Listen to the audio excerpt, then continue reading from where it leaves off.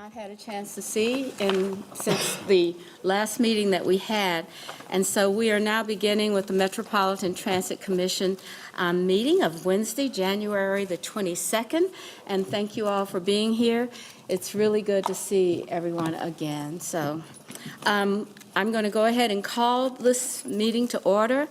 I have to say thank you to Lee Altman, who has carried this for the last year, and I have the opportunity to try to keep up. So that's my thoughtfulness around that. So, Lee. And then, of course, we all have all of us in this room together. So look, why don't we start out with asking each person, and we'll start with Woody. I should have said, actually, to say your name and your jurisdiction, and we'll just come around as a you. That's great. My name is Woody Washam, and I'm Mayor of Cornelius. Ryan Spitzer, Town Manager of Pineville.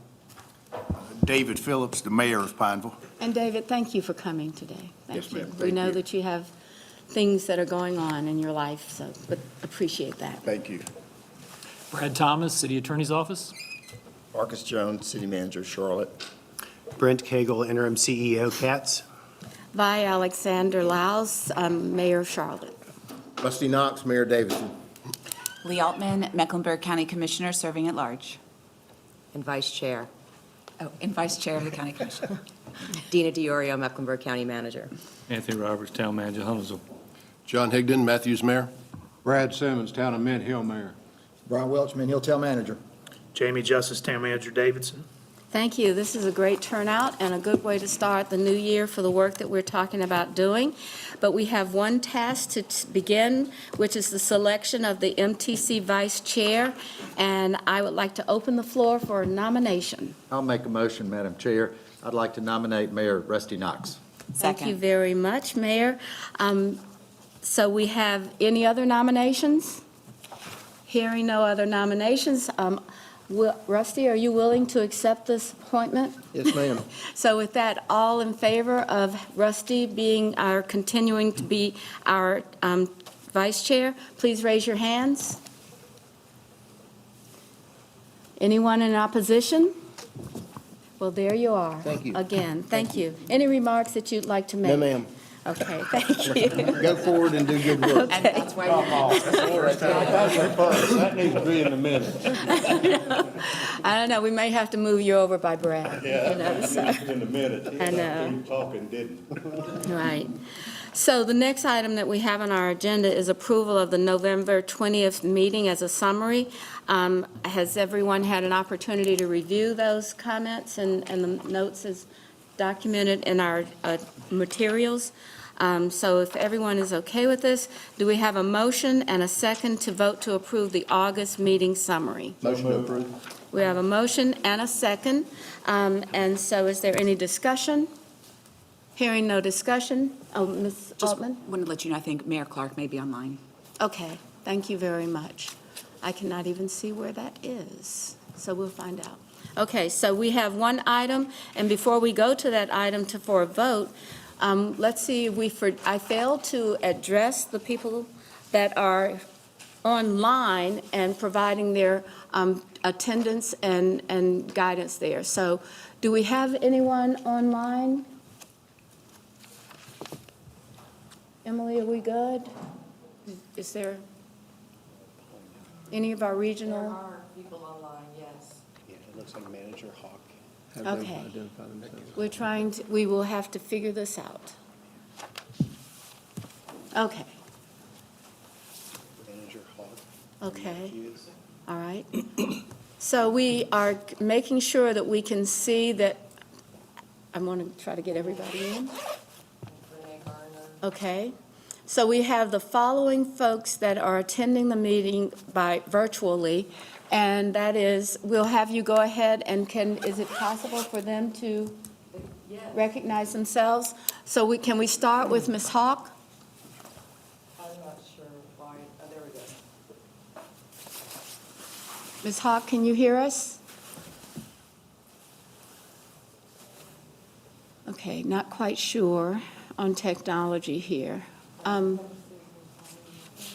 sorry, that's why. Okay, all right. For the. Okay, try again. Here we go. All right. So Ms. Hawk, would you identify yourself and, for the group? Sure, Becky Hawk, Town Manager, Town of Matthews. Emily, I think two of your mics are on. So the feedback. You know, technology is great when it works and not so great when it doesn't. So, Emily, what do you think?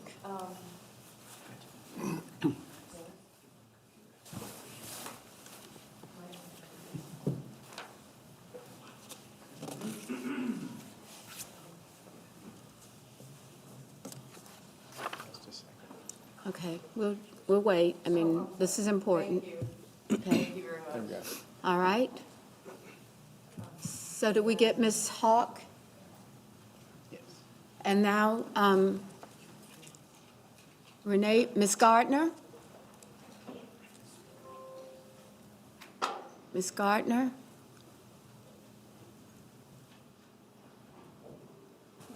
I'm so sorry. That's okay. I think So we have Commissioner Garner. we have Commissioner Gardner from Matthews, and I think Ms. Hawk as well. Are the remaining staff? Everyone else is staff. Everyone else is staff. So we'll try to make sure that we get this working in a better way, so that we can be more effective to getting to you. But we can see that you're on. Is there anyone else that is a part of our group that's online?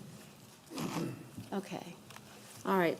Now, then before we go into the first action item, which is approval of the November 20th summary, and we have a motion and a second on the floor. So any discussion? Hearing no discussion, all in favor of the motion to adopt the minutes as noted in our materials for the November 20th meeting, please raise your hands. All right. Okay. All right. So that is unanimous. Or let me ask, is there any opposition? Hearing no opposition, we're all moving forward to the next one. We have 2 people for public comment. 3 people now for public comment.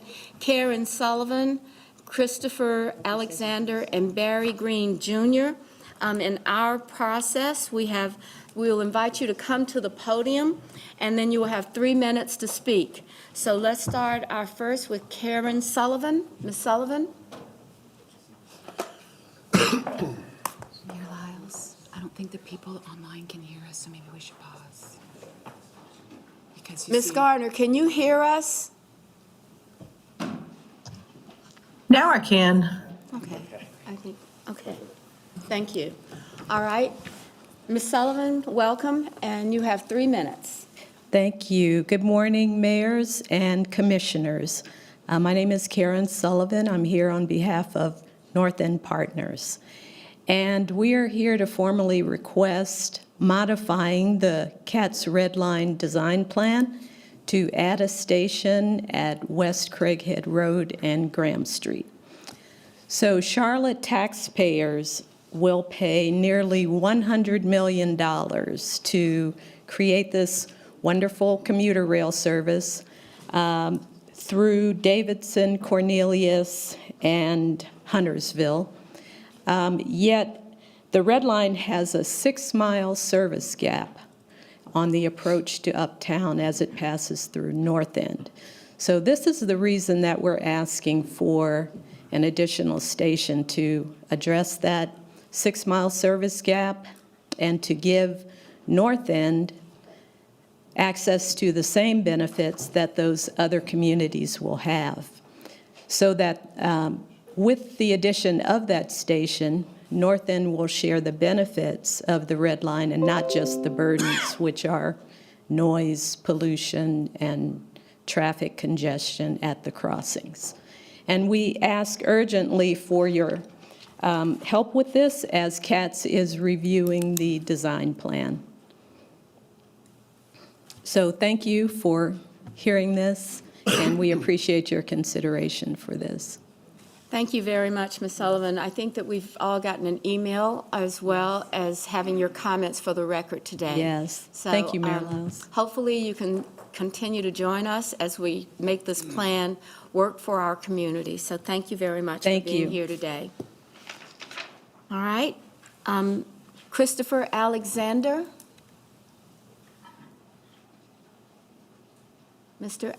Christopher Alexander is our next speaker.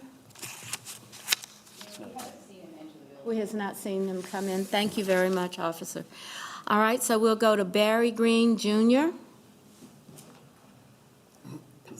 Mr. Green, good morning. I think it's still morning. Good morning, mayors and commissioners. My name is Barry Green Jr. I am a resident of NODA here in the Charlotte area. And I wanted to share my thoughts and experience really quickly with bus rapid transit. I believe that's come up a few times in conversation. And as someone who lived in Charlotte, returned to my hometown of Richmond, Virginia, and had the privilege of living along a bus rapid transit line that ran 7.6 miles, I can attest to the benefits of things such as density, things like points of interest, things like essential needs like grocery stores, libraries, and banks. As we continue to build out this transit system plan, we have a lot of north and south direction going along as far as our transit, but we haven't really considered what happens when people arrive to their destinations. How will we move people east to west? A prime example is the beautiful hub we're building in Uptown Charlotte, where people will arrive. How do we get people east to west outside of the Gold Line? So I'm asking you today, as a resident that took the 23 here and was an avid bus rider, that we truly look at things that is quick and affordable, a little bit more attainable, things like bus rapid transit with dedicated bus lanes, signal priority, and really take a serious look at that and look at some of the benefits, such as maintaining some of the sprawl in areas if you're not in the Charlotte region. So arriving to your Morrisville or Cornelius, how do we get people maintained as far as sustaining density and not allowing that to sprawl? And that's a good way to do so with BRT. So yeah, I just wanted to share that with you all today. Thank you. Thank you very much for sharing your experiences, because we rely on the opportunity to visit other places and understand what they're doing and how well it's going. So, and welcome home. Thank you very much, Mr. Green. All right, so I don't believe that we have any other public speakers. All right, so that will close our section for public comments, and we'll proceed now to the Interim Chief Executive Officer's report. Mr. Cagle. Yes, ma'am, thank you. Welcome, everyone, on this cold day. I appreciate everyone coming out for the MTC meeting. I will have a brief update in my CEO report on our December statistics. So starting off in our bus operation, on page 23 is the summary, so I'll go through the summary, and then if there are questions on the detail, happy to answer those. Starting off on page 23 of your packet, the Bus Operations Division experienced 6 reported incidents in December related to vehicular accidents where privately owned vehicles came into contact or hit a bus. In the Bus Operations Division, we also had 1 incident that occurred at the CTC, resulting in a fatality. CMPD is currently conducting a death investigation related to this incident, and you were members of the MTC as well as members of City Council were provided information via email related to this incident. In general terms, this incident occurred, a gentleman entered the CTC, the restaurant area, a disturbance was, he started to create a disturbance, was asked to leave the CTC. The gentleman did leave the CTC, but then immediately proceeded to try to re-enter.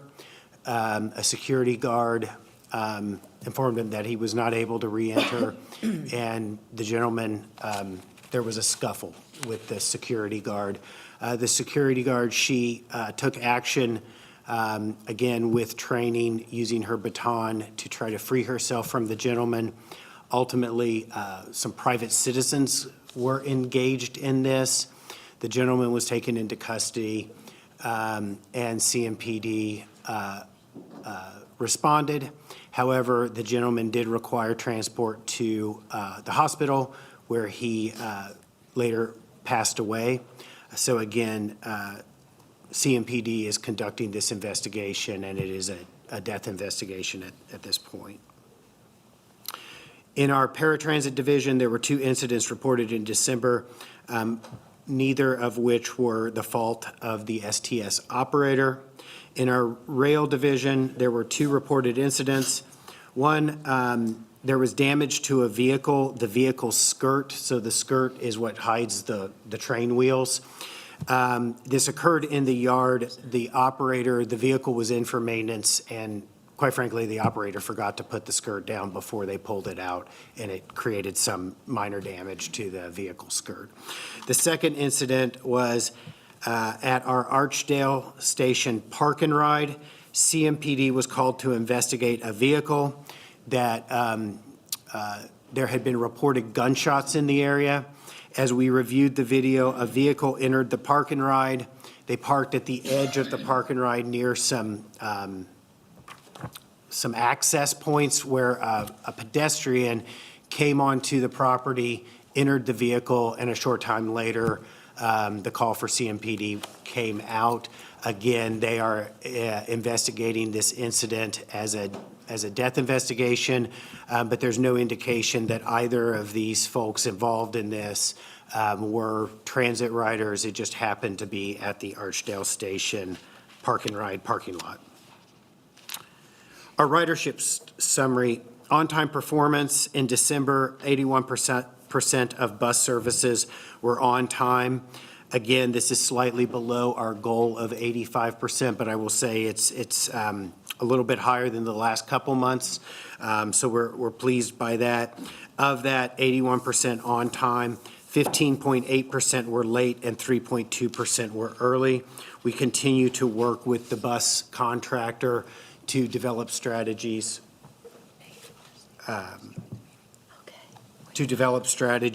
for how to better address both late and early arrivals to increase the on-time performance.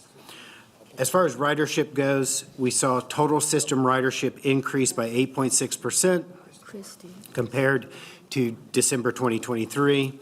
Of that, about a 3% increase in local bus, a 9.9% increase in local express, 11% increase in regional express, 7% increase in our community circulators. STS had a very large increase, 25.52%. The blue line saw an increase of 13.5%, and the gold line saw an increase of 48.1%. Again, over the last few months, we have seen very strong increases in the gold line, particularly in its ridership numbers. A couple other things to note before I get into the revenue report, the sales tax revenue report. Just an update on last night's snow. It was very light dusting, no ice, so operations are by and large normal today. We had a few buses this morning on snow routes, but again, it was only a few, and they anticipated being able to go back to normal routes as the sun came out, so this morning. Also to note, the FTA just completed a routine audit of our HR policies, human resources policies. There were no corrective action plans required. They did have some recommendations for us that our HR department is resolving and working with the FTA to resolve those. The last other item is the FTA has announced the launch of our 2025 triennial review. This is a routine review that the FTA conducts. Our last triennial was conducted in 2022. So again, this is just the routine cycle for the triennial. With that, let's go to page 35, where you have our revenue projections for the sales tax. So again, to note, sales tax revenues are usually reported in arrears. So at this point, we have July, August, September, and October revenue actuals. I will say the revenues are coming in near estimated levels, but there has been some variation in those. And certainly it's something we continue to watch over the next few months.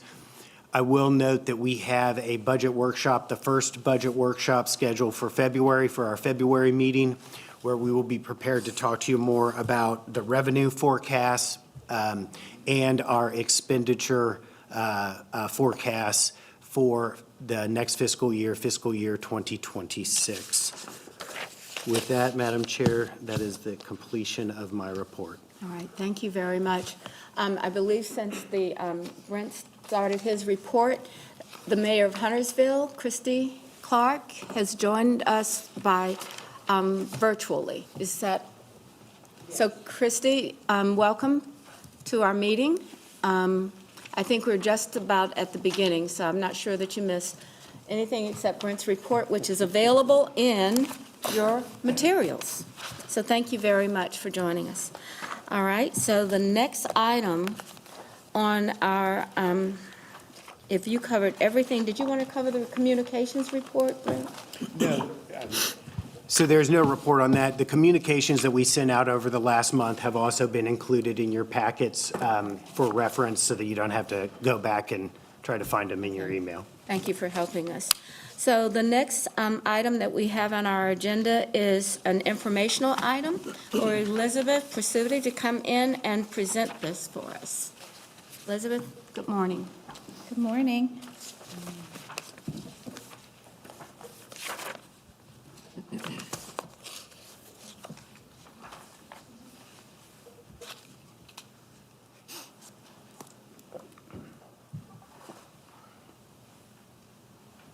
All right, I think we're good to go.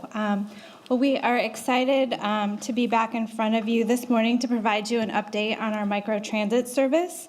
The last update we provided was last August, and since that time, we've made a lot of progress on the implementation of microtransit, and we are moving from the planning stage into the implementation stage. And so... 1 second, Elizabeth, I need to share the screen. Okay. I'm so sorry for technical difficulties, everybody. No, that doesn't happen often, that you have to do this, so thank you.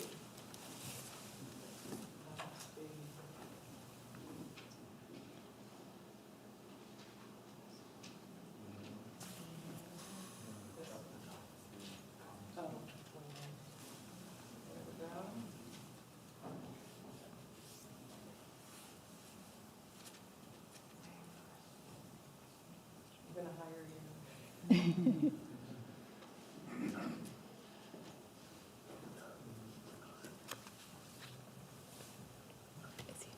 Sorry about that. Okay, no worries. So now we're going to, before we dive into the specifics regarding our microtransit program, allow me to remind you about what the service is. Next slide.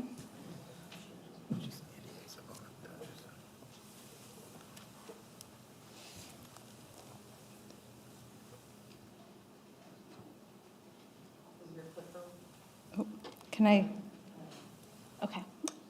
So Microtransit is an on-demand shared ride service that operates point-to-point. It's intended to provide first, last mile connections using a smaller transit vehicle and operates within a designated zone.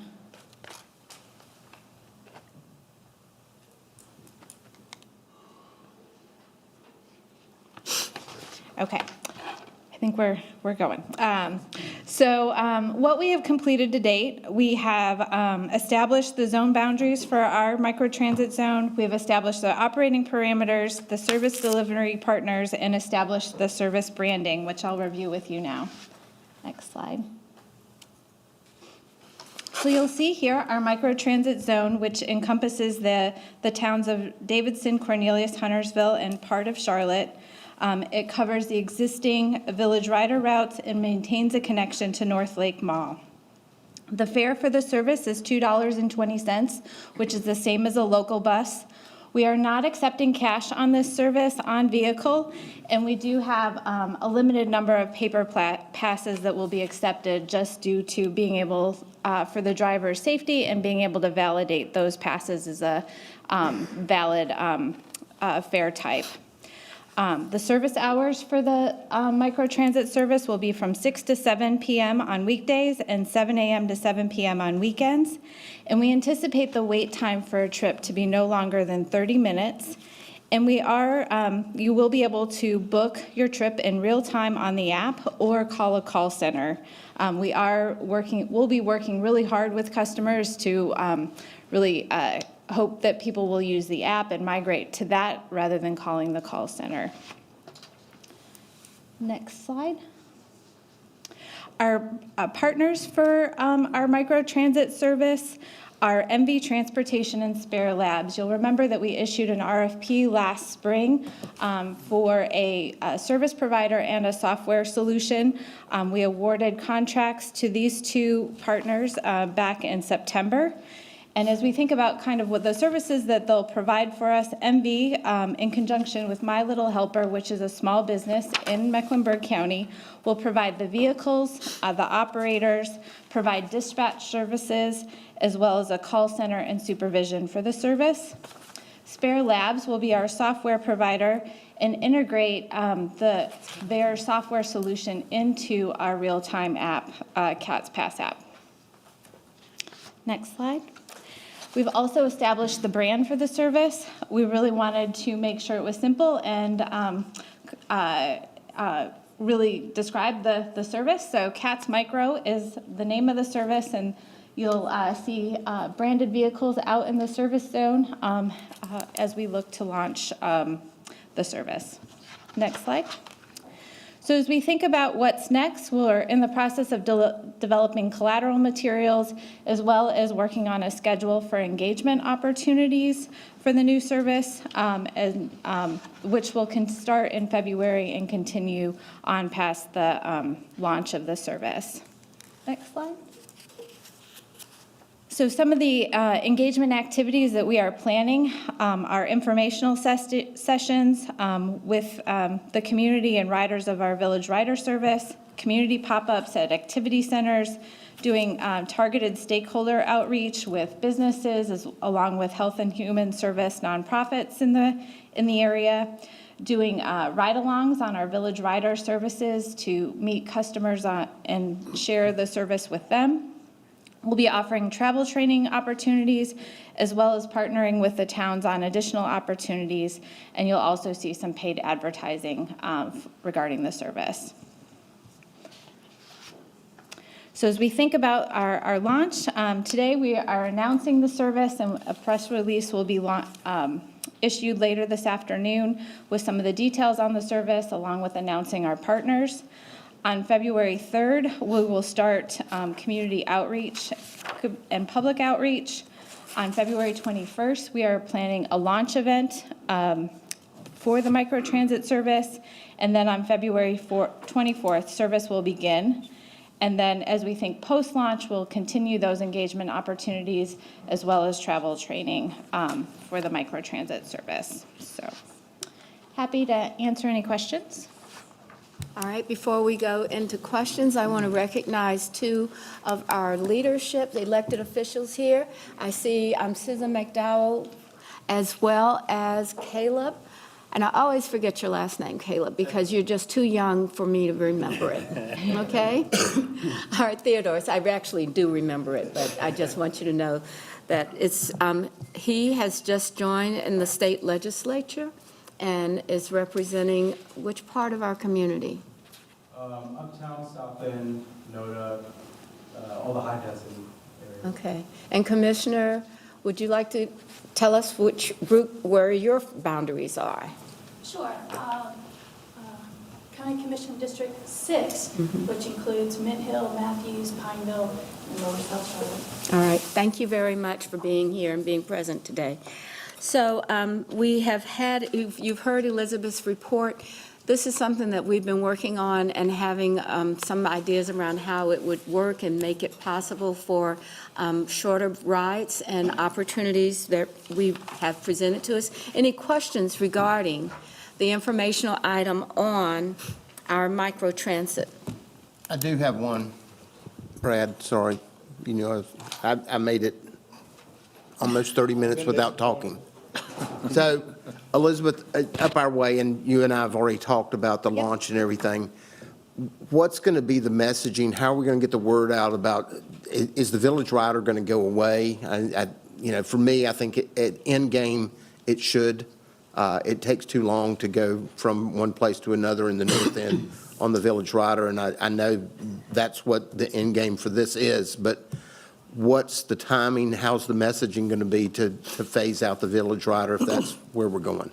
Yeah, I think the messaging will be just that we are planning to phase it out, but want to make sure that we're able to migrate our customers that currently use the Village Riders onto the microtransit service in a good way, of making sure that they have the training and understand how to use the service before it's kind of a hard cutoff. I think our hope would be that transition would occur this summer.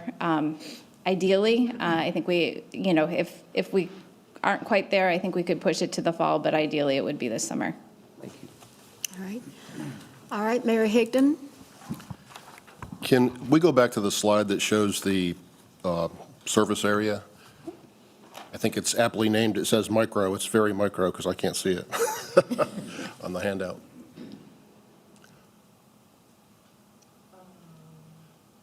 It's up towards the top. There it is. 4. Slide 4. Next one. One more. There you go. No. No, other way. Sorry. Go south. You have a lot So of my question is there any plans to expand the service area? So I think as we think about the future, I think there's the potential. That zone is really large for a microtransit zone. So if we want to expand or look at alternatives into the future, I think it would have to be split up into 2 zones, which then would create if somebody's traveling from north to south, they would have to transfer because ideally you would kind of cut it in the center. So this is definitely on the larger size for microtransit zones. And as we thought about the pilot, we really wanted to ensure that there was a seamless connection and people being able to ride a one-seat ride from north to south. And so that was kind of how we landed where we're at today. And what is the lowermost boundary there? What road is that? I can't see that. Can anybody see it? It is W.T. Harris. W.T. Harris. W.T. Harris? Okay, thank you. Yeah, I will note on the zone, 2 things about the zone. It approximates the zone that's covered by the existing service, the Village Rider. But the other thing that it does to improve on what's already there, the Village Rider is currently 3 different products, i.e. if you get on the Village Rider in Davidson and you need to go to Cornelius, you ride the Davidson Village Rider to Cornelius, and then you get off that Village Rider and get onto the Cornelius Village Rider and you complete your trip, which is not how folks live in this part of the county, maybe anywhere. It's more seamless than that. So we did remove that restriction. Instead of making each of those areas its own unique zone, it's one long zone, north to south. And as we see how this does, we agree there could be potential for expansion into the future, but it starts to become, where do you draw the line between zones? Ms. Altman? I just want to say, this is really exciting. It looks great. I love the branding, and thank you for all the hard work. Yeah, we're really pleased with how it's come together and excited for the end of February. So. And you'll all get invitations to the launch event on the afternoon of February 21st. We hope that everybody can join us. And then, again, service starts on February 24th. All right. I think that we have John Muth that's watching or reviewing our meeting as well. So, John, it's good, always good to see you. So.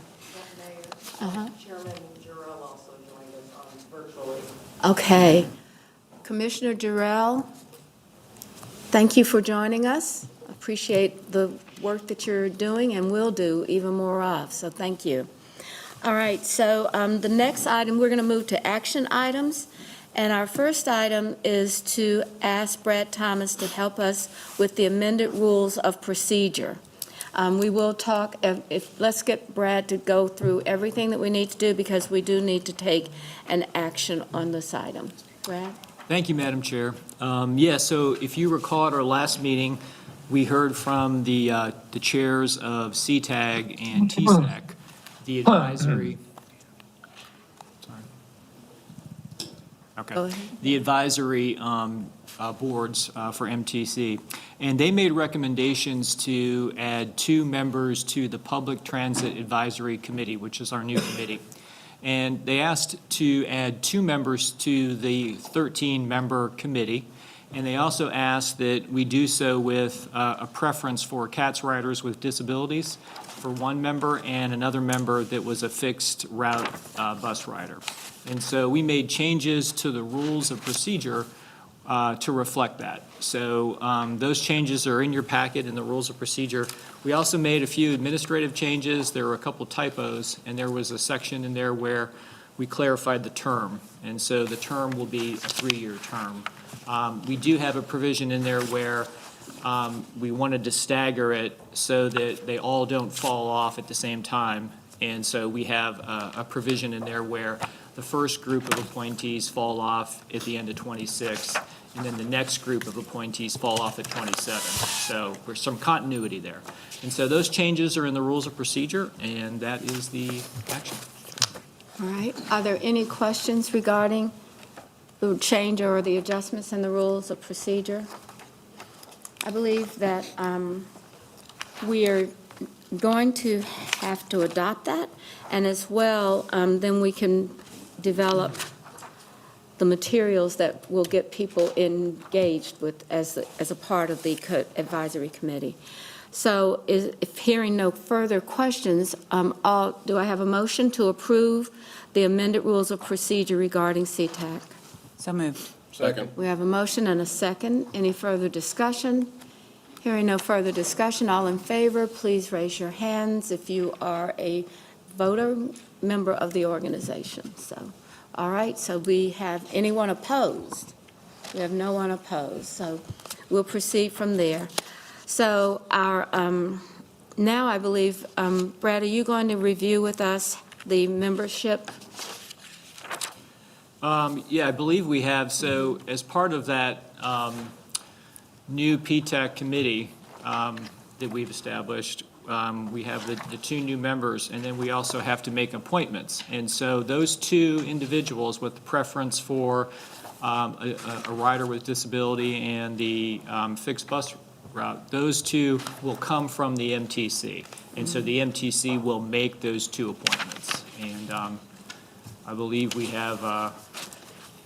Are we prepared to make that or were you prepared as a membership organization to do that today? Anyone has put that thoughtfully together for us? Sorry to make a nomination. Oh, you'd like to make a nomination? Yes, ma'am, I'm All prepared right. to make a nomination. Let's see, for the slot reserved for an individual with a disability, I would like to nominate Marlon Stover. And if I may, by way of advocacy, Mayor, I don't know if this body is familiar with Lion Services, but it helps people who are blind or visually impaired find meaningful jobs and careers. And I had the opportunity to visit their headquarters, where they have an enormous facility where people are coming to work every day, and they're making materials that are used by the United States military. So it's pretty fantastic. And everybody who gets there is visually impaired and needs to rely upon public transit or, very expensive Ubers to get there. And so this individual was recommended by her as someone who is really connected in the community, so that he can bring forward that experience and I think really be a very meaningful contributor to this advisory board. Okay. So Brad, will we vote on this individually? Individually. So that, I was just wondering if we had this vote today, then we would have another time at our next meeting for votes from the remainder person, unless there's someone that has another person that they are recommending today. Is there another person recommended besides Ms. Stover? Any questions or comments while we look up to make sure we have the correct name? Marlon Stover. Marlon, Marlon. L-O-N. All right. Stover. Okay, we had the last part correct. All right, so any further discussion? Hearing no further discussion, all in favor of the... Motion and, Well, we need, I know, motion and a a motion to adopt, and the motion, I believe, comes from Ms. Altman, and is there a second? Second. We have a second. Any comments or any discussion? Hearing none, all in favor of the MTC CTAC first, I think, new person that we would be putting in is Marlon Stover. All right, all in favor, please raise your hands. Anyone opposed? So next time, we would have additional opportunities, one additional one for us, and I believe, Brad, then the city and the county have a specific two people. That's right. And to so come in. the So city council has two and the county commission has two. So we can have those join us in the next meeting. And so thank you. If you'll carry information. A quorum assembled for the body. Right. Okay. All right. Thank you very much. That has been a lot of work. And Brad, thank you for the work that you've given to help us put this together in a comprehensive way. So really appreciate that. All right. So now that concludes the business portion of our meeting. And I think there's lunch, which is always important, in the next room. So we'll take a break. If everybody can grab lunch and come back, we'll start with talking about our strategy session where we're going to be talking about our transit system update. Yeah, maybe 15 minutes. So I'm sorry. Right across the hall here. It's that way. Okay, thank you. So yes, we'll start working towards that.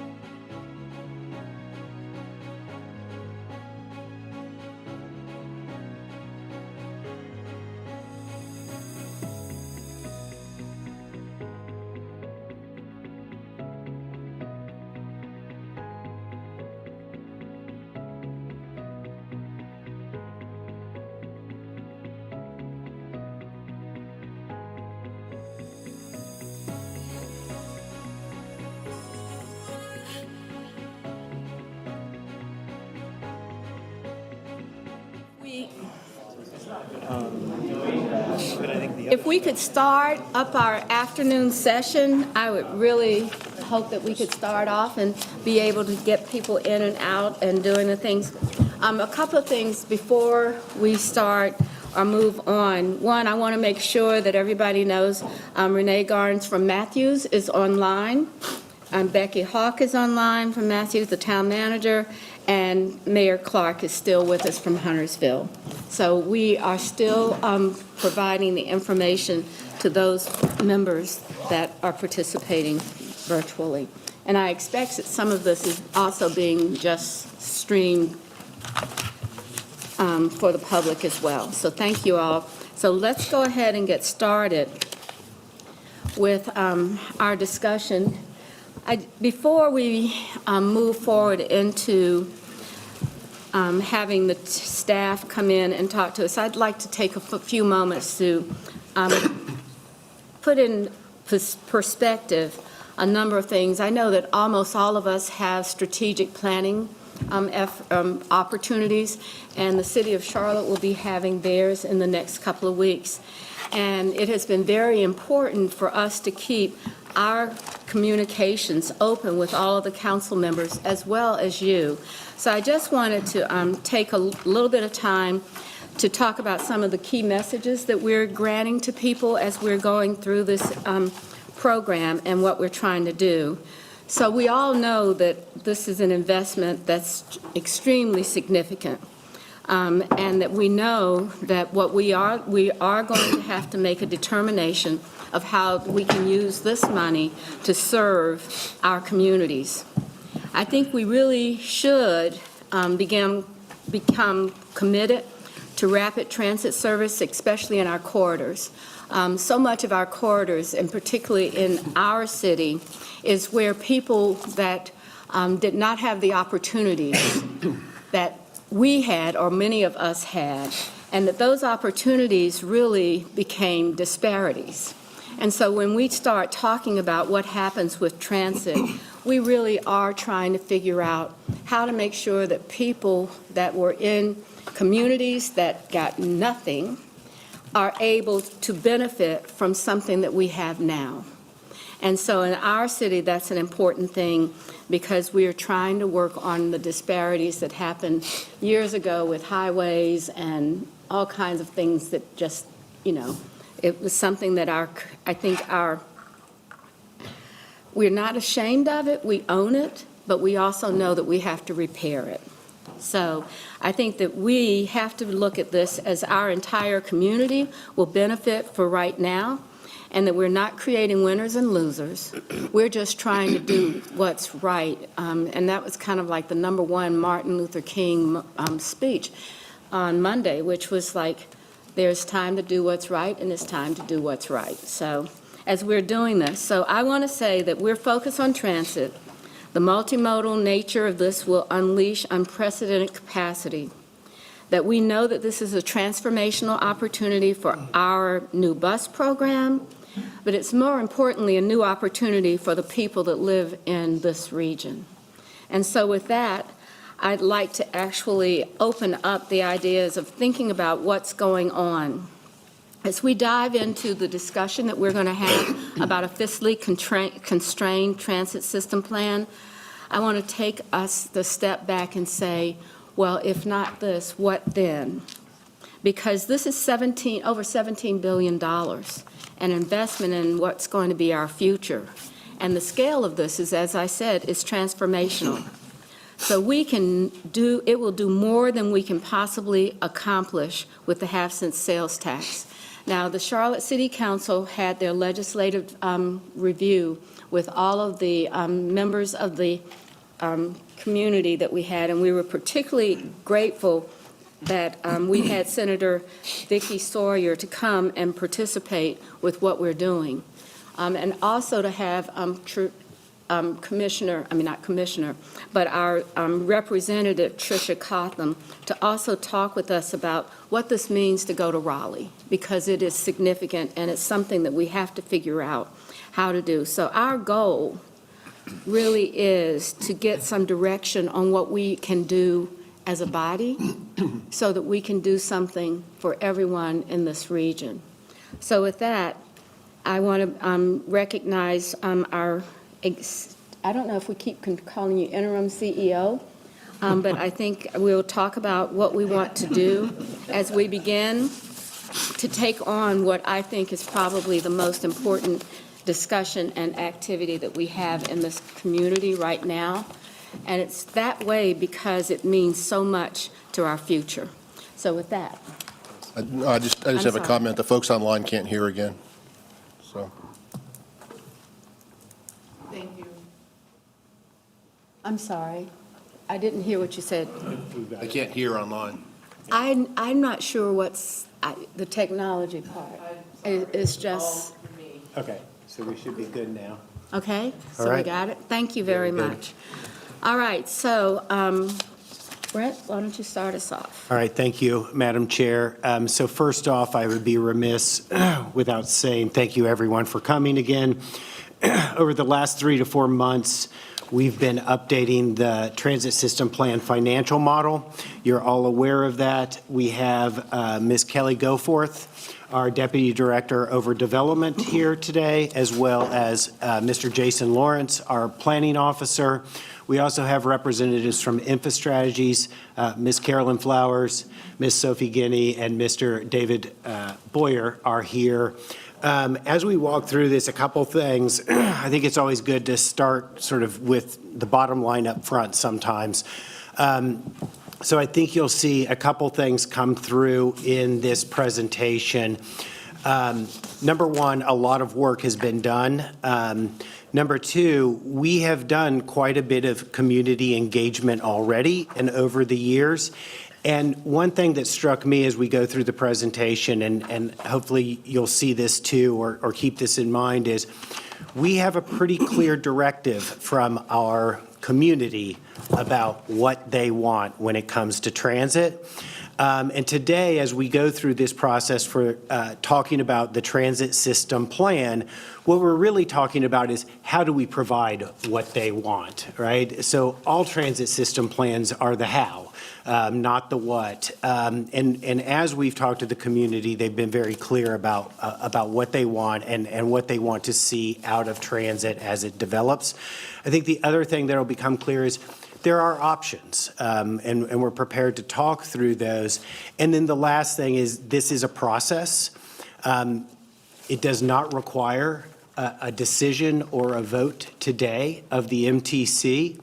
What we need to do next in this process is really take these ideas, understanding what people want, moving into the conversation about how we deliver that and get their feedback so that we can then come back to the MTC later this year and then truly ask for a recommendation and decision on an updated transit system plan.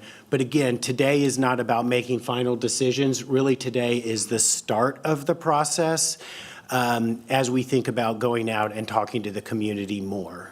With that, I'll turn it over to Ms. Goforth. All right, thank you.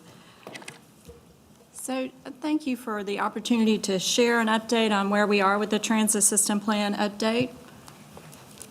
We've been working hard over the past couple of months to advance this work, both our consultant teams and our staff. And today we're going to provide an update on our public engagement efforts, updates on our project cost estimates, the financial model, talk about program scenarios, and finally next steps.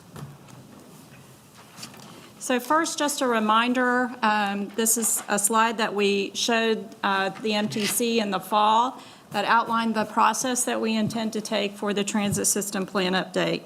It's a 3-phase process, and the first phase has been developing our goals and objectives and our baseline assumptions. Second is developing and evaluating alternative scenarios. And third, based on that evaluation as well as public input, developing recommendations and an implementation plan for the transit system plan for adoption by the MTC. And so currently we are at the end of the first phase and we've made some progress into the second phase, as you'll hear today.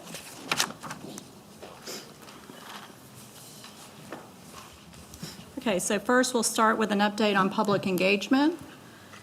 So the transit system plan really includes all of our corridor projects as well as Better Bus. And so this first slide just gives a holistic look at our public engagement efforts over the past year on all of these projects. Public input is a key part of our decision-making process, and we use a variety of techniques to get people's input on the projects, including in-person and virtual engagement, as well as social media and website interactions. The purpose of round one of public engagement on the transit system plan was focused on first providing information on the process that we're going to go through, as well as getting feedback on our goals and objectives. Our public engagement began in early December with the launch of a project-specific website for the transit system plan, as well as a robust social media campaign and e-blast to CAT subscribers. We had created informational handouts with an overview of the process, the schedule, the goals and objectives, and contact information that we distributed throughout the community at libraries, community centers, and some grocery stores as well. And then prior to the survey launch, we also had a staff coordination meeting and provided information to the public information officers at all of our municipalities in the area, and a toolkit of public information was provided as well. The public engagement survey was open from early December through early January, and we had over 1,400 participants, and that's a really strong response. And over 1,400 comments were received as part of that effort. On December 10th and January 8th, our team went to the Charlotte Transportation Center for some pop-up events. And there we shared information on the transit system plan process, as well as collected survey responses. And at those two events, we collected over 100 surveys. This map shows a map of our survey responses by zip code, and really, we were very pleased that we had response from our community all throughout the county.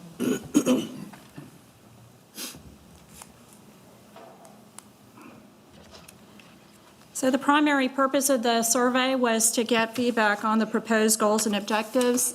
And just a reminder, the proposed goals are to serve our community with high-quality transit service, to advance economic mobility by using transit to connect people to opportunities, and third, to foster sustainability and innovation with a focus on shaping our future growth. Over 93% of the participants in the survey said that more transit options are needed in Mecklenburg County, and 95% of participants agreed with the proposed goals and objectives.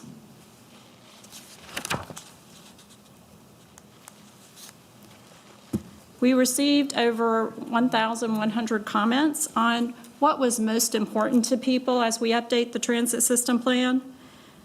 Comments we received related to the goals and objectives included increasing access, reliability, and frequency. And we also received comments on the need to expand both bus and rail services. And then comments on improving our existing transit included the rider experience, reliability, maintenance, and safety. And we also received some comments on community engagement and focusing on the need for transparency and communication.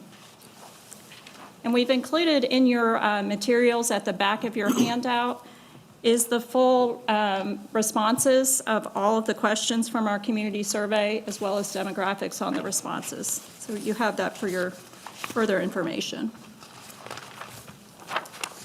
Now I'm going to turn to updates on the capital cost estimates for the projects.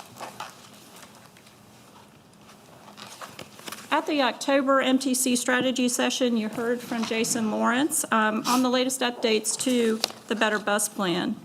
And so based on that recent work that has been ongoing, we've now developed some updated cost estimates to include in the financial analysis for the Better Bus Plan. The Better Bus Plan is a significant expansion in service with a 50% increase provided within the first 5 years.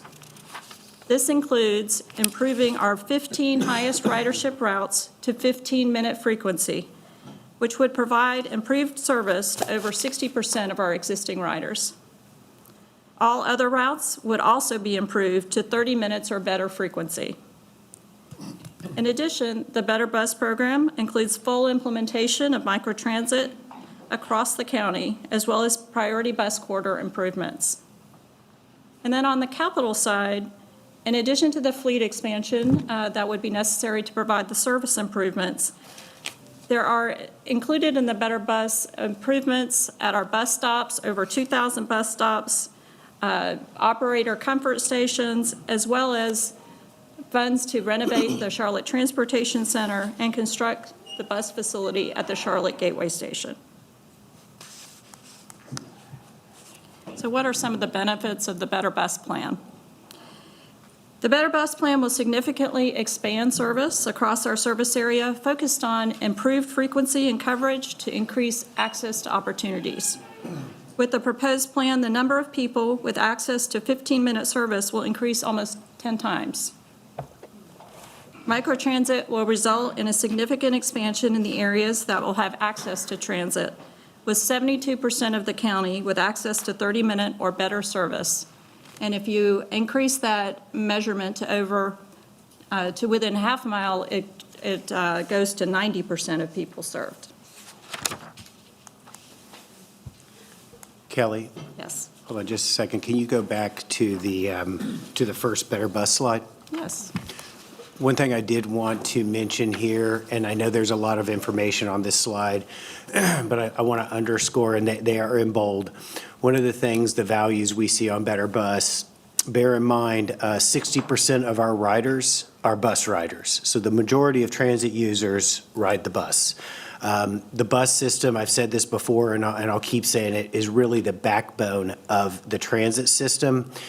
And one thing that this slide says that I think is really important to underline and why it's in bold is this represents some very quick wins for us. Again, service expansions complete by 2031, capital investments complete by 2035. And usually what we hear from our riders beyond frequency and reliability is shelters, amenities. They want bus shelters. So again, I want to underscore the importance of Better Bus and what it means for our riders, the majority of our riders, and the nature of these, that they can be executed very quickly. Ren, I want to just say thank you for bringing that up, because I do remember and recall a lot how we talked about how we could do Better Bus work, and to make sure that people that need rides, as you said, people that don't have a car, people that have lower income than most of our community. And I really believe that this is about creating the opportunity for people to travel safely and be in a place where it's clean and has dignity. So many times I remember our earlier conversations, and we would talk about where would those bus shelters be and how do they look. And if you look across the country, you can see what people are doing differently. And they're choosing to do this because, one, I think sustainability is a large part of it, but more importantly, I think it's about making sure that people that need to ride the bus, that don't have a car, have the ability to have that kind of dignity and do that respect. So I understand what you're saying. We need a bus system that people can be proud of. And right now, I'm not sure that we're able to do that, and won't be able to do it unless we invest better into the Better Bus system.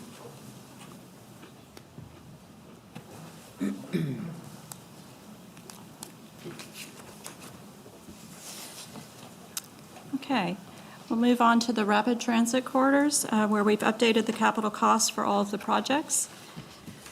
These estimates are based on the locally preferred alternative, or LPA, and that refers to the MTC-approved mode, alignment, and station locations for each project.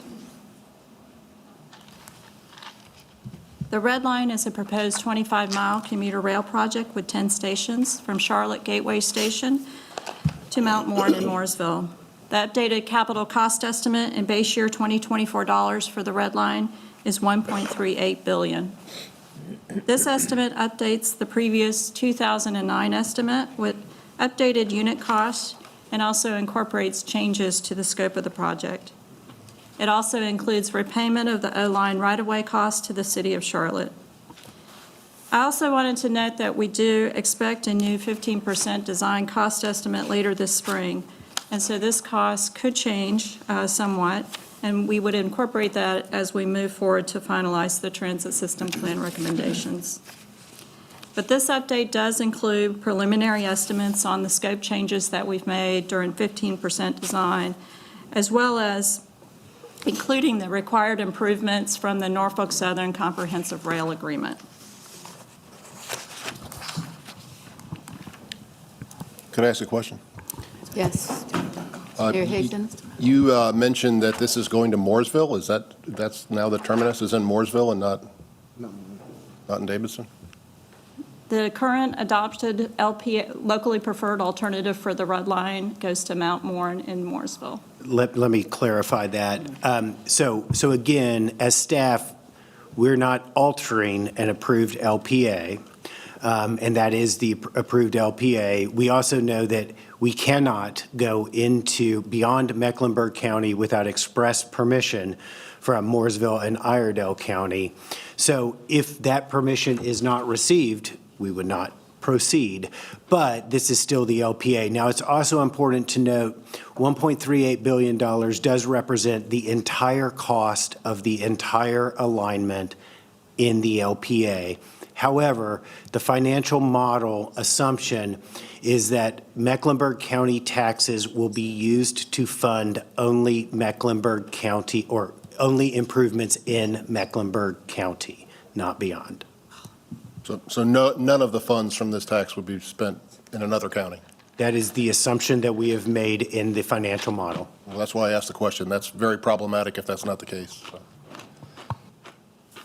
Kelly, can I ask one too quickly?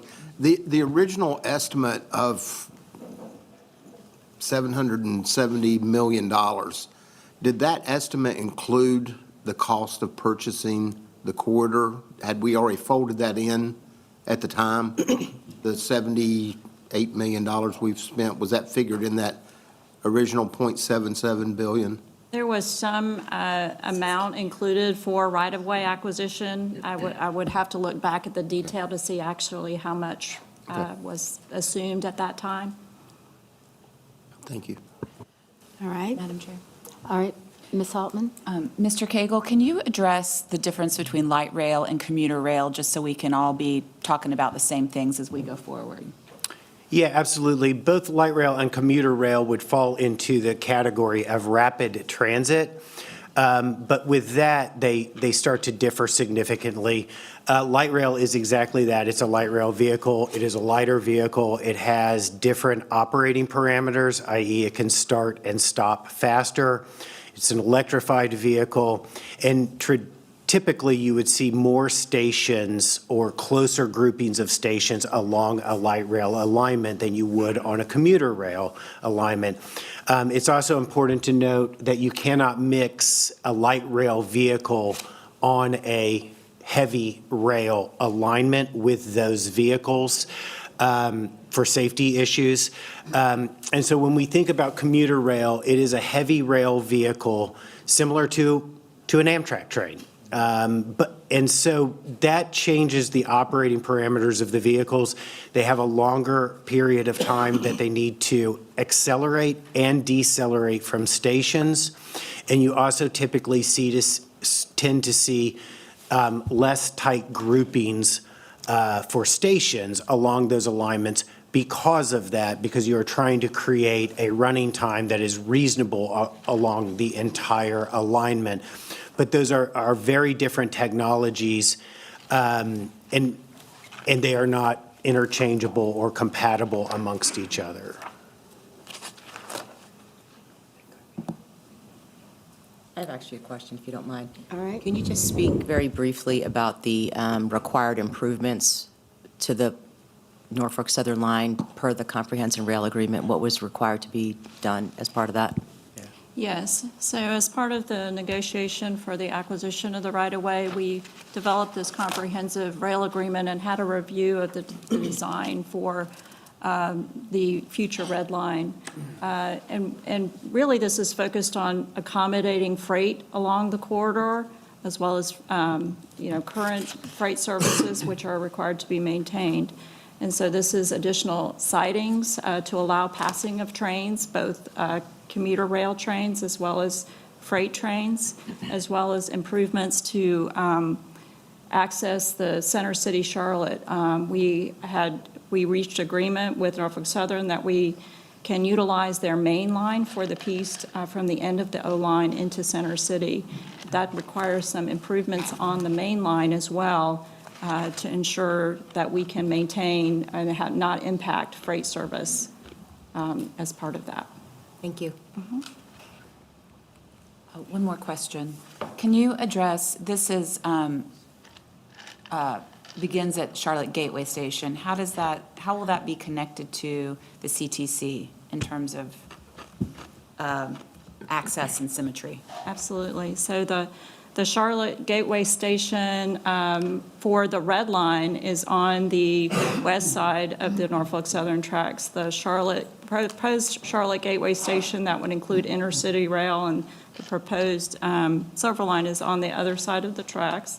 But they're in very close proximity, and we anticipate that we would make improvements for connections along Trade Street and 4th Street to make connections between the two stations. So we know that the existing environment needs some improvements, but we do, as part of our station area planning process and as we advance the design for the stations, we'll be looking at the types of pedestrian improvements that might be needed to really make those connections work well.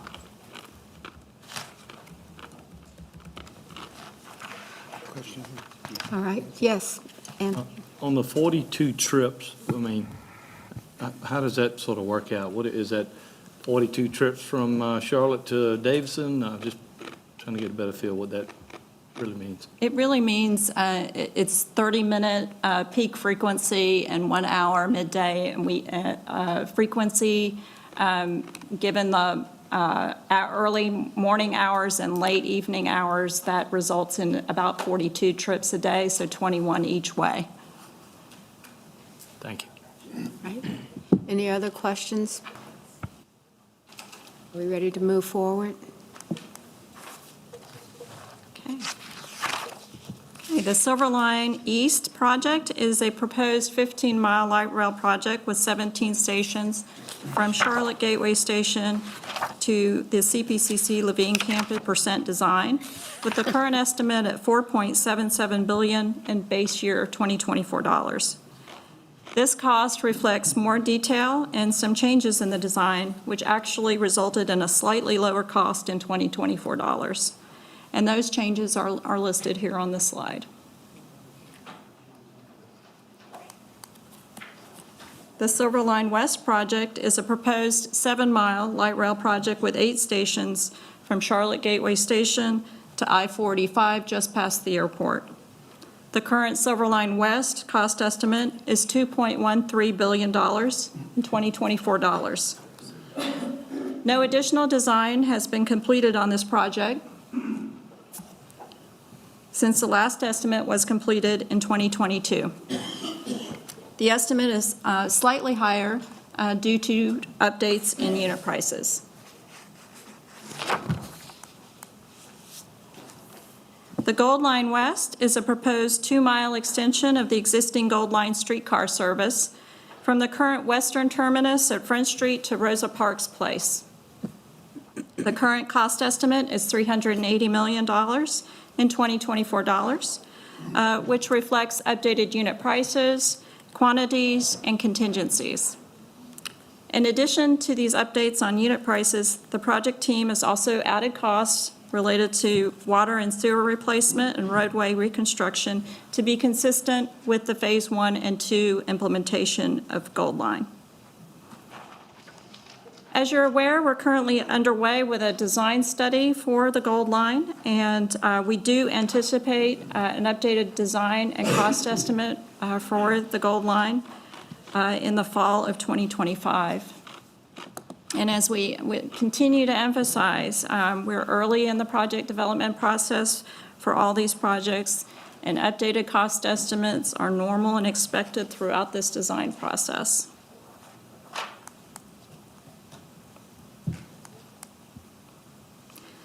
The Gold Line East is a proposed 4-mile extension of the existing Gold Line streetcar service from the eastern terminus at Sunnyside Avenue to Eastland.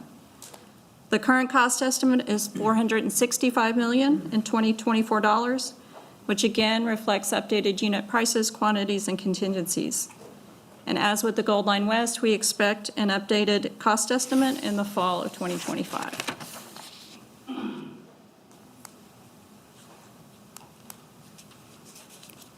The Blue Line extension to Pineville and Valentine is a proposed extension of light rail service from the existing terminus of the Blue Line at I-45 and South Boulevard to Community House Road in Valentine.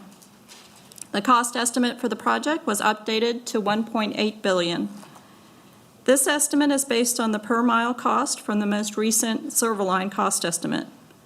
No additional design has been completed for this project, but we have updated the alignment length to be consistent with the currently adopted LPA.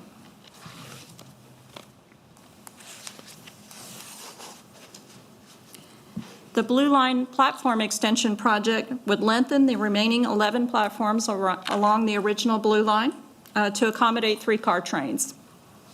The estimated cost of this project is $85 million in 2024 dollars. And again, no additional design or updates have been made on this project.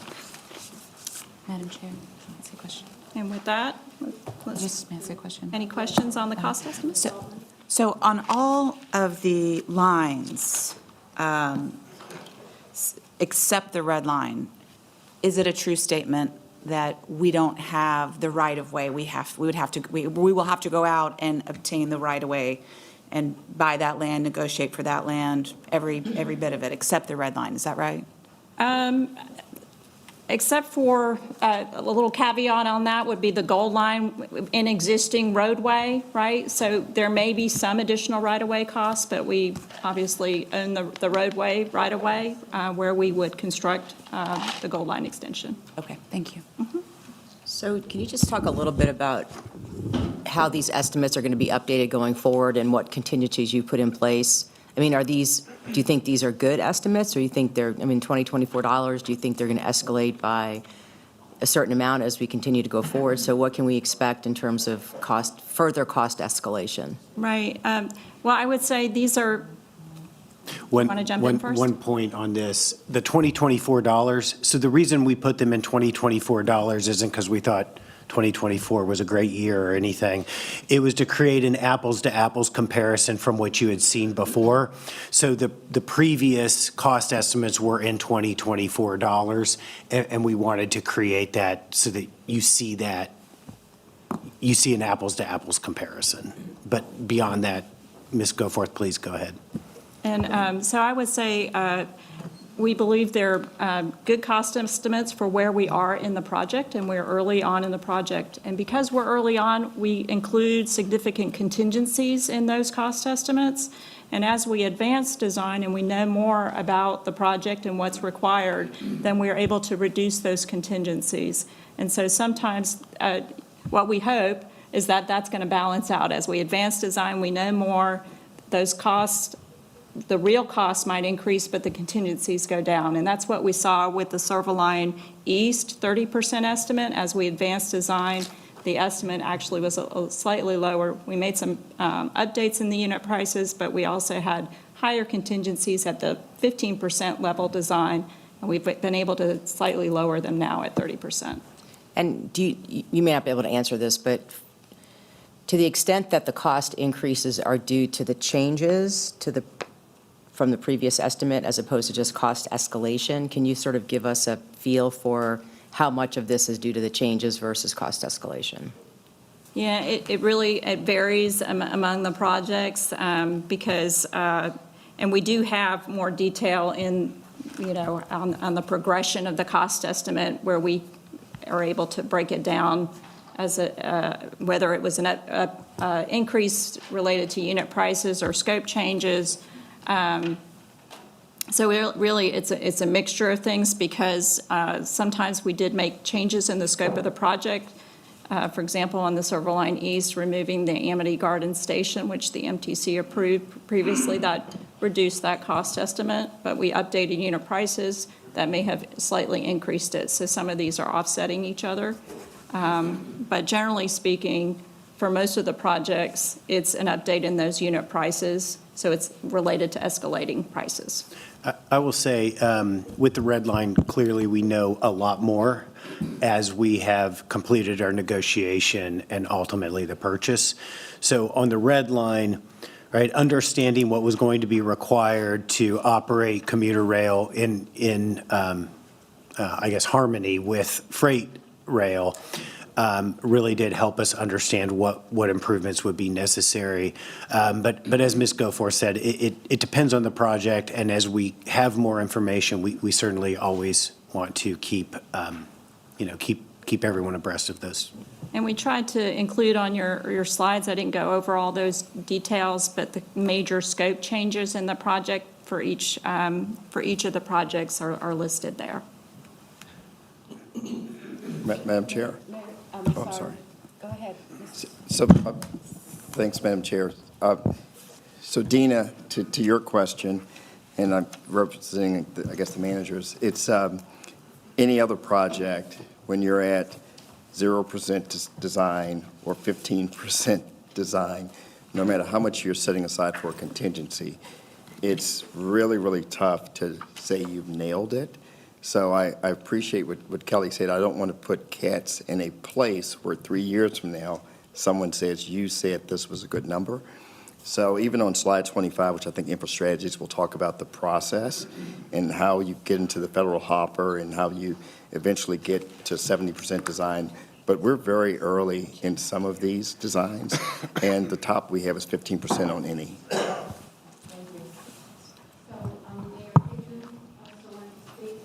Well, as Tony Lathrop would like to speak. Yeah, I just have a question that one of the first slides, Kelly, that you showed said that the first step was establishing goals, objectives, and base assumptions. And I'm curious as to why we would settle on a 40-40-20 funding model using 2009 design estimates for the red line and 2013 for the gold line, 2018 for the blue line. Why didn't we update those then to see if the 40-40-20 was adequate to fund what we wanted? I mean, why would we use 2009 data for the red line? So I would note, so one caveat to that is that although we describe it as 2009 because that's when the last design was completed for the project, and we know a lot has changed since then, which is why we have this design update study underway. But the costs were escalated to current year dollars as part of the last financial model analysis. So it wasn't just kind of taking the 2009 data. There was some escalation built into the analysis. So that's the most recent financial analysis or the one that was done back in the spring? The one that was done back in the spring did escalate those previous estimates, and we've done additional work to incorporate more scope changes in this update. Okay, thank you. All right. Mr. Lathrop. Thanks, Mayor Lyles. Just a point of information with respect to our cost escalation, because I'm neck deep in the finances at NCDOT for our capital program, which is about statewide $3+ billion a year. We were finding that cost escalation was causing us to have to pull things out, as many of you probably know. Mm-hmm.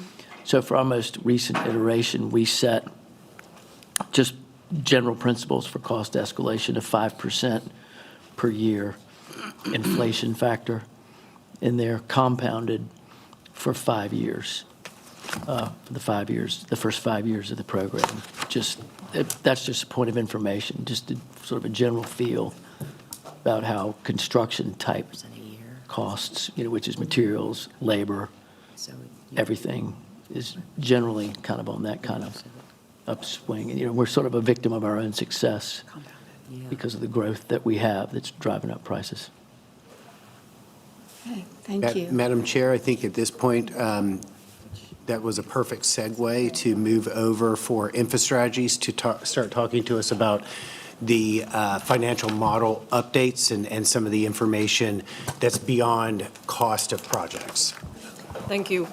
Yes, good afternoon. So just before diving further into the financial model update, just a little bit of level setting on the purpose of this update and kind of what this is and what this isn't at this stage. So what this update is a feasibility study to understand what the revenue from the proposed legislation as forecasted can fund in terms of a broad program. It is very much a snapshot in time of where we are today, as Kelly just explained, in terms of the project scopes, the project cost estimates, the other financial model assumptions, as well as what we'll go over next, which are the initial program scenario outputs. And this is an opportunity to get some input on, particularly on what trade-offs may exist within the program scope. What this isn't is the only opportunity for input. There will be multiple iterations still to go. What this is also not is a review of final project costs. We are still evolving design or the final transit system plan. This is still very much work in progress that it provides information and sets up trade-offs, but is not the final program. And what this is also not is a municipal advisory financial plan. We contemplated financing, but again, at the feasibility level. So just also part of the level setting, a reminder of the parameters of the proposed new sales tax legislation, which we incorporated into this model update. So it is the 40-40-20 split, which specifies that essentially no more than 2/3 of the transit sales tax revenue can go towards rail transit. And rail transit is understood as both capital and operating expenses. And there is a 30-year period going forward, 2027 to 2026, as well as following that a rolling 30-year look back. So essentially we have forecasted things for 60 years. Two other quick assumptions to bear in mind as we go through this. The proposed new sales tax is assumed to start by or on July 1st, 2026. There's no current proposed expiration date. And we have also incorporated the condition that the red line must be 50% complete prior to the completion of any other rail projects. So as I think Kelly started to note, and as I will reiterate a few times, from the last time we presented, and even before then, the numbers in the financial plan reflect a snapshot in time. They have changed, and they will continue to change as we continue with, first of all, advancing design, but also as there's more information available and the macroeconomic environment changes, so interest rates may change, inflation may change, and on the revenue side, we may look at different sales tax growth rates, we may look at different levels of federal funding. Just a reminder that all the projects are in early stages of planning, and the graphic at the bottom is just the standard FTA project life cycle, which reminds you that there's a few years yet before we get to final design and construction. Oops, apologies. So Since we last presented to you, there's been a few updates to some of the key financial model assumptions. The main one is that we now have more definition on the proposed legislation and its terms. So the transit and transportation split, the 40-40-20, is now set in the model and is kind of one of the key drivers of the scenarios. We've also made some updates to things like adding a capital reserve, adding an operating reserve, having a more conservative assumption on the transit federal share under the capital investment grants program, and just in general, more details and better definition to the model. But some of the core assumptions, like the sales tax growth rate, have not changed. And neither has the cost escalation rate, which we use, which actually is the FTA guidance, not federal highways. But that hasn't changed, so it's consistent since last time. So what we have also done is developed a framework to go through scenario analysis. And essentially, we have taken some of the key project components, so the capital cost, the proposed mode, the proposed termini, so the endpoints, proposed service plan phasing, which is when the projects can be delivered, incorporated that into the financial model along with a couple other core assumptions related to funding and financing, and measured that against constraints which are general affordability. First of all, we cannot spend more money than what is forecasted to accrue, but also the constraints of the proposed legislation, particularly the split, being able to deliver the program within 30 years. And so there are some iterations that clearly do not work and that we're just documenting or revising, and then the alternatives of the program that work under those analyses can be brought forward then for further analysis, as well as for public engagement and evaluation. And I will turn it over to Brent to tell us more about those scenarios. Yeah, thank you, Sophie. So we're going to jump into scenarios. I have just a few slides before we actually go through some of the scenarios we've talked about or that we're prepared to show you today. So please, first slide. So a couple things. As we were developing scenarios, we have principles, or I guess, lack of a better term, rules of the road. So number one, the red line. In each scenario, the red line is always the first project, and it must be 50% complete before any other rail project can complete. Now, because of the 50% complete language in the proposed legislation, that automatically makes it first. But I will also say the red line is the closest to project ready, or one of the closest to project ready projects we have. The time frame. So time frame is important. All scenarios show all projects constructed within the 30-year time frame that has been discussed previously. Each scenario funds Better Bus. And again, we talked about what that means and the components of Better Bus. The funding split. The funding split is simply that there is a 40% cap on rail costs, and so that has been taken into account. Service commitment. So we believe this is a principle that all corridors will be served, and there may be compromises or alternatives that we talk about how best to serve those corridors or continue to serve those corridors with expansion over time. But we did not assume that any corridors could just be removed from the program. Next slide. Yes, sir. Yeah, I have a question, I guess, for the managers in the room. Was it fully understood when the 40-40-20 model was developed that Better Bus would be fully fully paid for?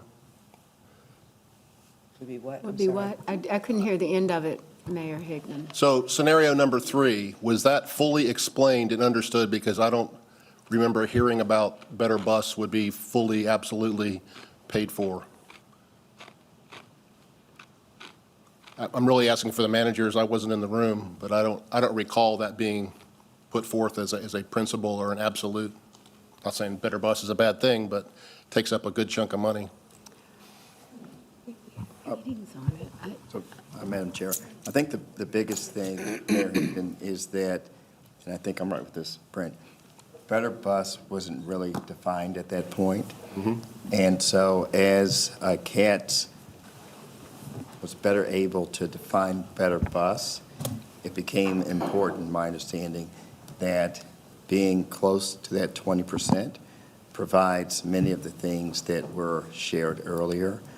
But again, at that point, I guess it started off in Vision My Ride, but Better Bus had not been fully developed. Is that fair, Brent?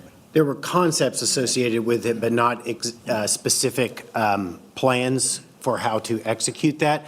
I'll also say there's sort of two things at work here. If a rail emphasis program is chosen, it's default. Better Bus must be 20% because rail cannot be more than 40.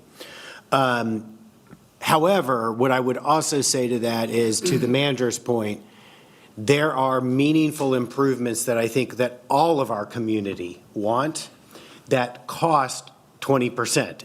If Better Bus were less than 20%, the things that we talked about would all have to be brought down.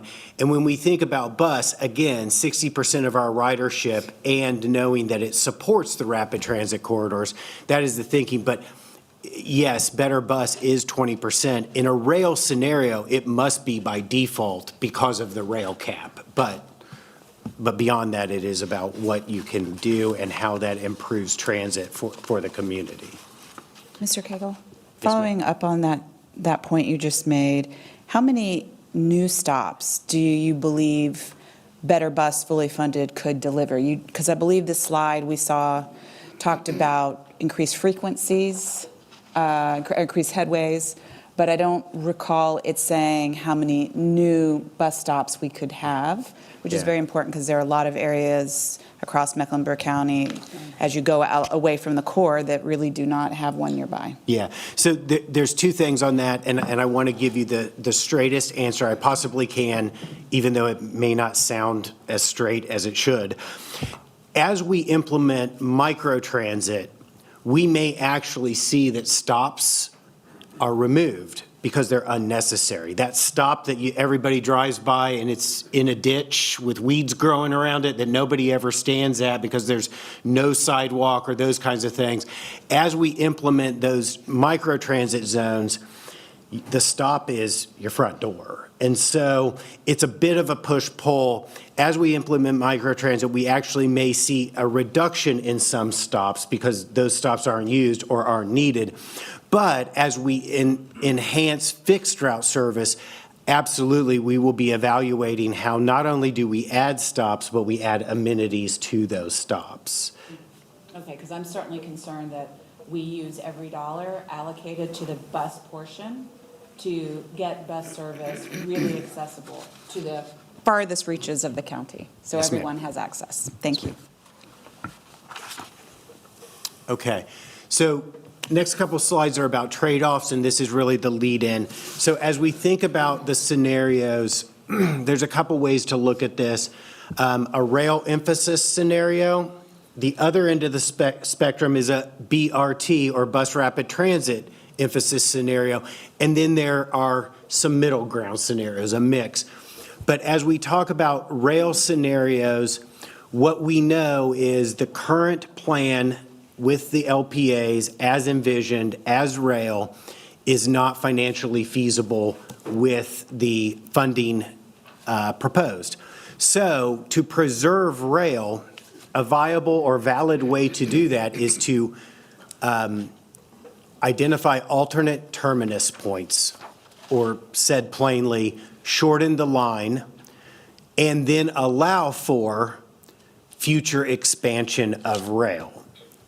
Now, what does that mean for the parts of the corridor that are not served from day one? We would then look to enhance our bus system, express buses, local buses, microtransit, all of those things to support the corridor in its entirety while we are awaiting the future state that we can expand and add rail. That is one benefit. If you go with rail, you can expand it into the future. In fact, we've seen that with the Blue Line and others. So it is expandable, but that creates trade-offs. From day one, will not be able to serve the entire identified corridor. Next slide. On the other end of the spectrum is the BRT trade-offs. So a couple things about BRT. If you think about BRT as do everything that was identified for rail, just remove the train. You have some amount of savings, but they're anywhere from 30 to 50% savings from a light rail alignment. However, as we look to consider BRT, the previous model assumed $100 million a mile for BRT, and we have continued that assumption.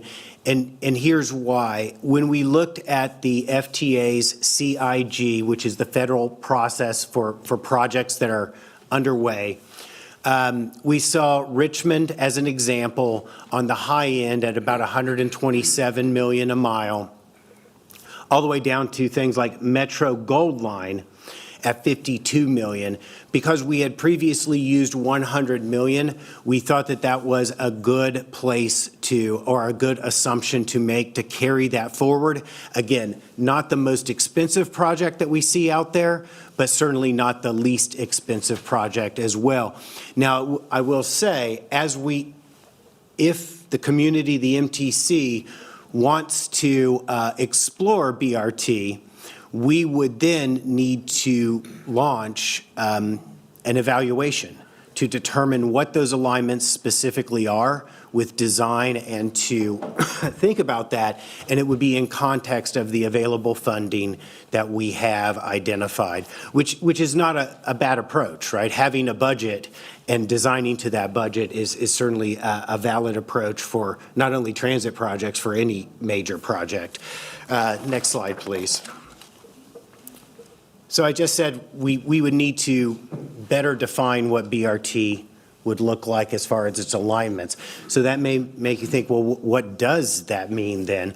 So certainly anything that we would pursue and design with BRT would incorporate these principles, which are really outlined by the FTA. But when you look at them, they make sense because it's what distinguishes bus rapid transit from fixed route service, and it really adds the rapid part to that definition.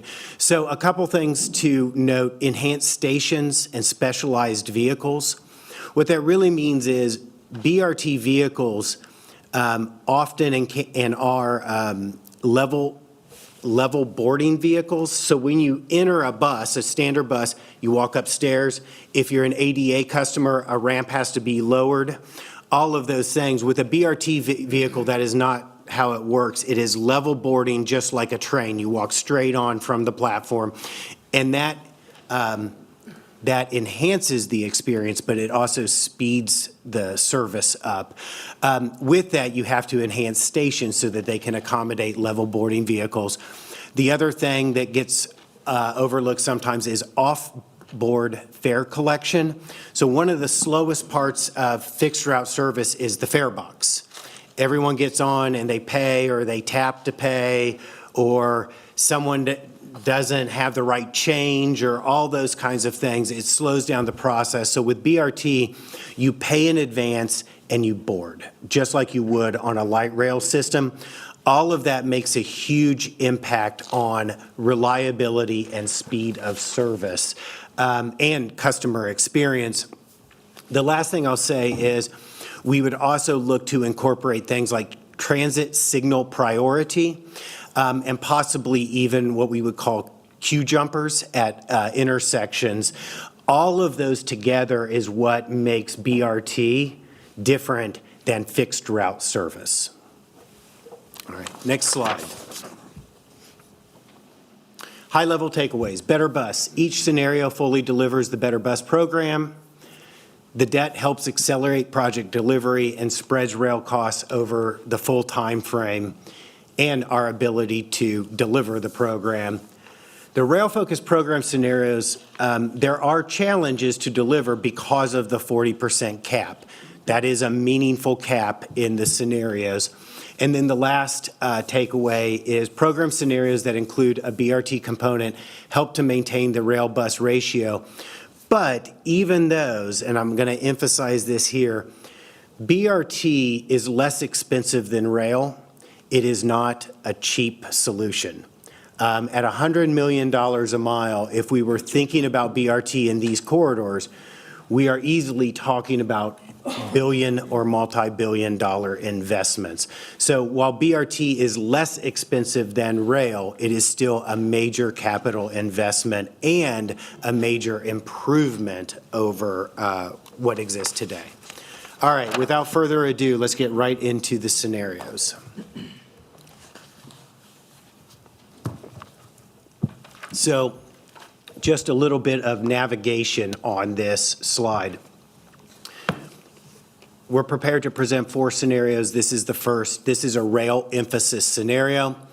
You will see consistently commuter rail or the red line always in the first position, followed by Better Bus, followed by the gold line east and west, followed by the silver line west and east, and then the blue line Pineville and on to Ballantyne.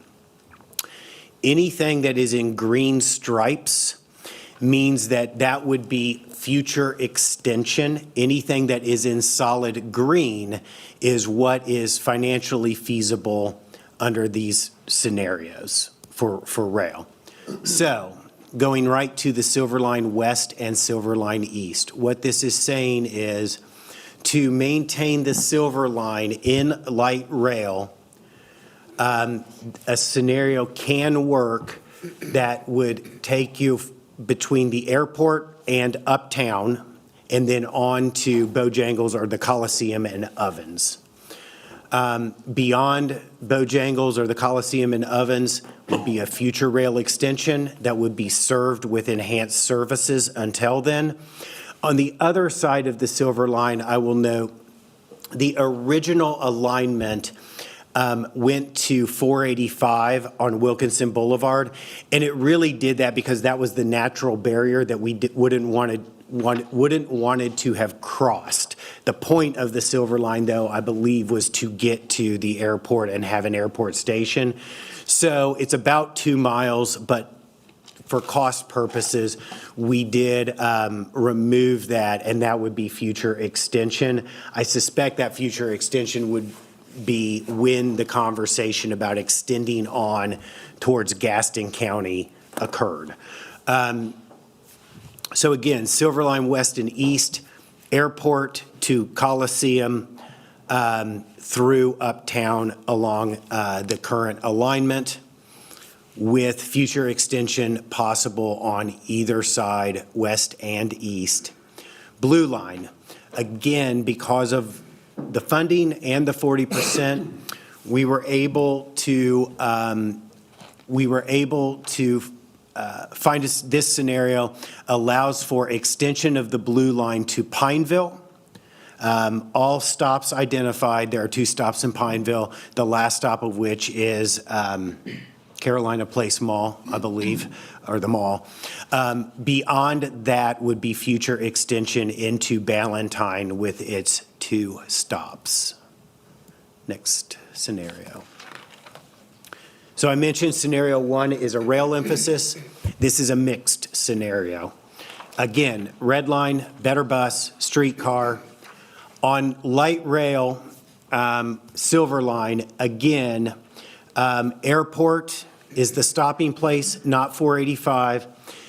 And then on Silver Line East, it would be all bus rapid transit gateway station to CPCC Levine, which is the full alignment. Now on this one, I will note, because it is a little bit confusing, we always talk about Silver Line, the middle point of Silver Line being the gateway station. For us, for the transit folks who have to own and operate this, the true middle point of the Silver Line is 11th Street.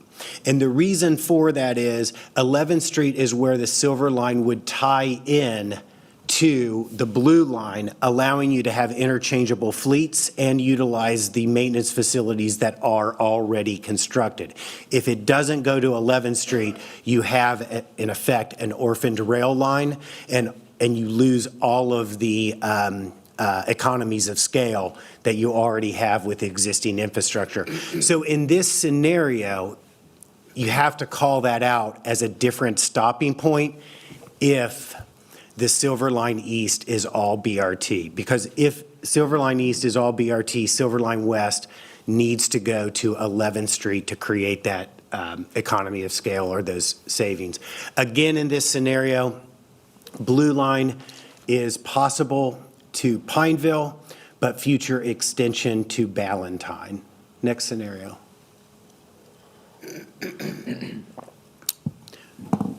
Red Line, better bus, Gold Line East and West. In this scenario, we converted all of the Silver Line, East and West, full alignment, I-485 on the western side to CPCC Levine on the eastern side into bus rapid transit. And by doing that, that then allowed the next change, which was able to maintain light rail, Blue Line extension, Pineville, and Ballantyne. Next scenario. Again, Red Line, better bus, Gold Line East and West. This is the bookend. This is the other end of the spectrum. Scenario 1 is rail emphasis. This is all-in BRT emphasis. And so we asked, is it possible to do all alignments on Blue Line and Silver Line as BRT? And the answer is yes. That would be a viable and financially constrained scenario. Now, again, all scenarios include the Blue Line 3-car platform expansion. All scenarios complete in 30 years. Better Bus accounts for 20%. And then the future light rail extensions would be served by enhanced bus service until light rail, LRT, is able to be extended. But again, with an LRT option, you always have financial feasibility. When you have financial feasibility, you always preserve your ability to make extensions or expansions to the existing line. Those are the 4 scenarios. We can pause there and see if there are questions. All right, we have some questions. We'll start with Mr. Roberts and then Mayor Higdon. No, I thought you were putting your hand up, Anthony, sorry. Okay, you did? No, I said not okay. yet. Mayor Higdon. Just a couple comments. I've been very vocal in the past, and I'll reiterate that nobody has built a gold standard bus rapid transit system in the United States to date. They all fall short of the mark. I don't think Charlotte would be the first town to build a BRT system in that manner.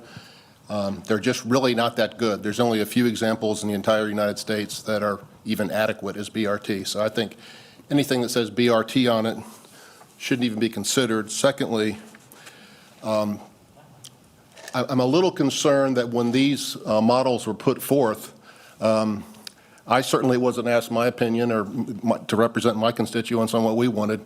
Are these the only 4 scenarios that exist? Are there, So certainly they're not the only four scenarios that exist. What I would say is, as we updated this, and then as we started to understand each element, the cost of the different alignments and the elements of those, the possibilities are not limitless. In fact, they are very, very limited. So a good example, extension to Ballantyne. That project is about $1 billion to go from Pineville to Ballantyne. You cannot add that in without cutting something else that is $1 billion. And so again, there's red line is first, always. The gold line is the absolute smallest project in the bunch. And so total, the gold line is not $1 billion. And so again, as you start to think about these, and it is a good question because we've been thinking about this a lot. At first blush, you think there's hundreds of different scenarios here. There really aren't, because as you move these aren't equally sized blocks that you're trying to just restack and reorder. They're more like puzzle pieces, and they fit together in a very specific way, or they do not fit together in specific ways. And so it gets challenging because of cost of the project, right? To remove one project, you have to find, or to enable one project, you have to find another project to remove of equal size or greater. Thank you. I still think it would have been wise to have input from the other towns in the county besides Charlotte. And the other thing that I want to say, and I'm going to show my age a bit, the $64,000 question, if anybody remembers that show. The big question in the room for me is what is the delta and what would it take to fully fund this as light rail if we take away the 40% constraint? And again, everything that I hear, the 40-40-20 was developed by us and not Raleigh. It's not a mandate from Raleigh. Nobody in Raleigh has said they've mandated 40-40-20. And I've heard numbers floated around that, and I don't know if this is true, but earlier on, a 0.44 allocation for rail could build the Silver Line and the Red Line. So I don't know why we're advocating in Raleigh for a model that doesn't fund what we want. This is a 100-year decision. Everybody in this room will be gone to their greater reward, and people are still going to be affected by the decisions we make here. And why will we settle for something that's not what we really want? We wanted everything as light rail. That's what we should be advocating for in Raleigh, not something that constrains it so that we have to make these hard decisions. But, if I had to choose one of these here, it would be number one is preferable, but it's still not certainly not what Matthews wants. I don't think folks in Matthews would vote to approve a 1 cent sales tax that gets them some more bus service. So my ask would be that we go back and find out what the delta is and what is the number that would take to fully fund the rail as it was envisioned in the 2030 transit plan. So Mayor Higdon, so just to clarify, I believe the .44 you're referencing would have been with the previous costs enough to fund the Silver Line East and the Red Line and nothing else. To fund everything as rail was 0.9 or 9.5. And so different numbers that both, I agree with you, but the .44 you're referencing was if you do nothing but the Red Line and Silver Line East, and everything else remains unfunded as far as the rapid transit corridors, just as a clarification. All right. Woody? So, I don't know what others were hearing from Raleigh, but what I was clearly hearing from multiple people in Raleigh, including Senator Sawyer, which we've talked about, who's my senator, was what would work and what would not as far as what Raleigh would accept. And I'm pretty clear about that, and I think that scenario says it loud and clear. I mean, I think that is totally aligned. To me, this ship has sailed. It's either go in this direction or forget it. None of this is going to happen. I mean, the ball's rolling, and I think it's too late to throw it in reverse. That's just my opinion. So with that said, Brent, I guess my question to staff is, do you have a recommendation based on everything you've heard and the journey that you've been on that you would recommend to this group at this point? So let me start that answer this way. Every scenario, if we thought that these scenarios were not valid or viable, they wouldn't be on the screen. Which one is better or worse is a matter of opinion. It depends on your perspective. And what we would like to do as we go through the rest of the presentation is to have the conversation, because we know this is going to be a difficult decision for the MTC. We think it's time to move forward, and we'd like to do that to get community feedback about just that question, right? But again, my opinion is all of these are viable, valid approaches to serving transit needs, to providing the how to the what that we know people want. And so I wouldn't want to pick a quote unquote pick a winner of these four, because I think they're all viable and valid. But I do think the community needs to weigh in on that, because clearly there will be differing opinions on it. Yeah, I agree. That makes sense. All right, Mayor Higdon. Just as a follow-up, with all due respect to my friend Mayor Washam, it's easy to be very positive when you're getting 100% of what you want. Matthews is not getting at all what we want, and in any of these scenarios. The other comment I wanted to make is Town Manager Becky Hawk has her hand raised. She'd like to make a comment. Okay. Ms. Hall? Mr. Cagle, last week you said that you had 5 scenarios that you would be presenting today. So my question is, what happened to the 5th scenario? And can you explain what that includes and why it's not part of the presentation today? Yeah, last week I said we were evaluating 5 scenarios. And as we evaluated the 5th, we do not believe that it can be delivered under the constraints and the financial resources available. All right. Ms. Altman? Can you broadly explain what that scenario would have looked like?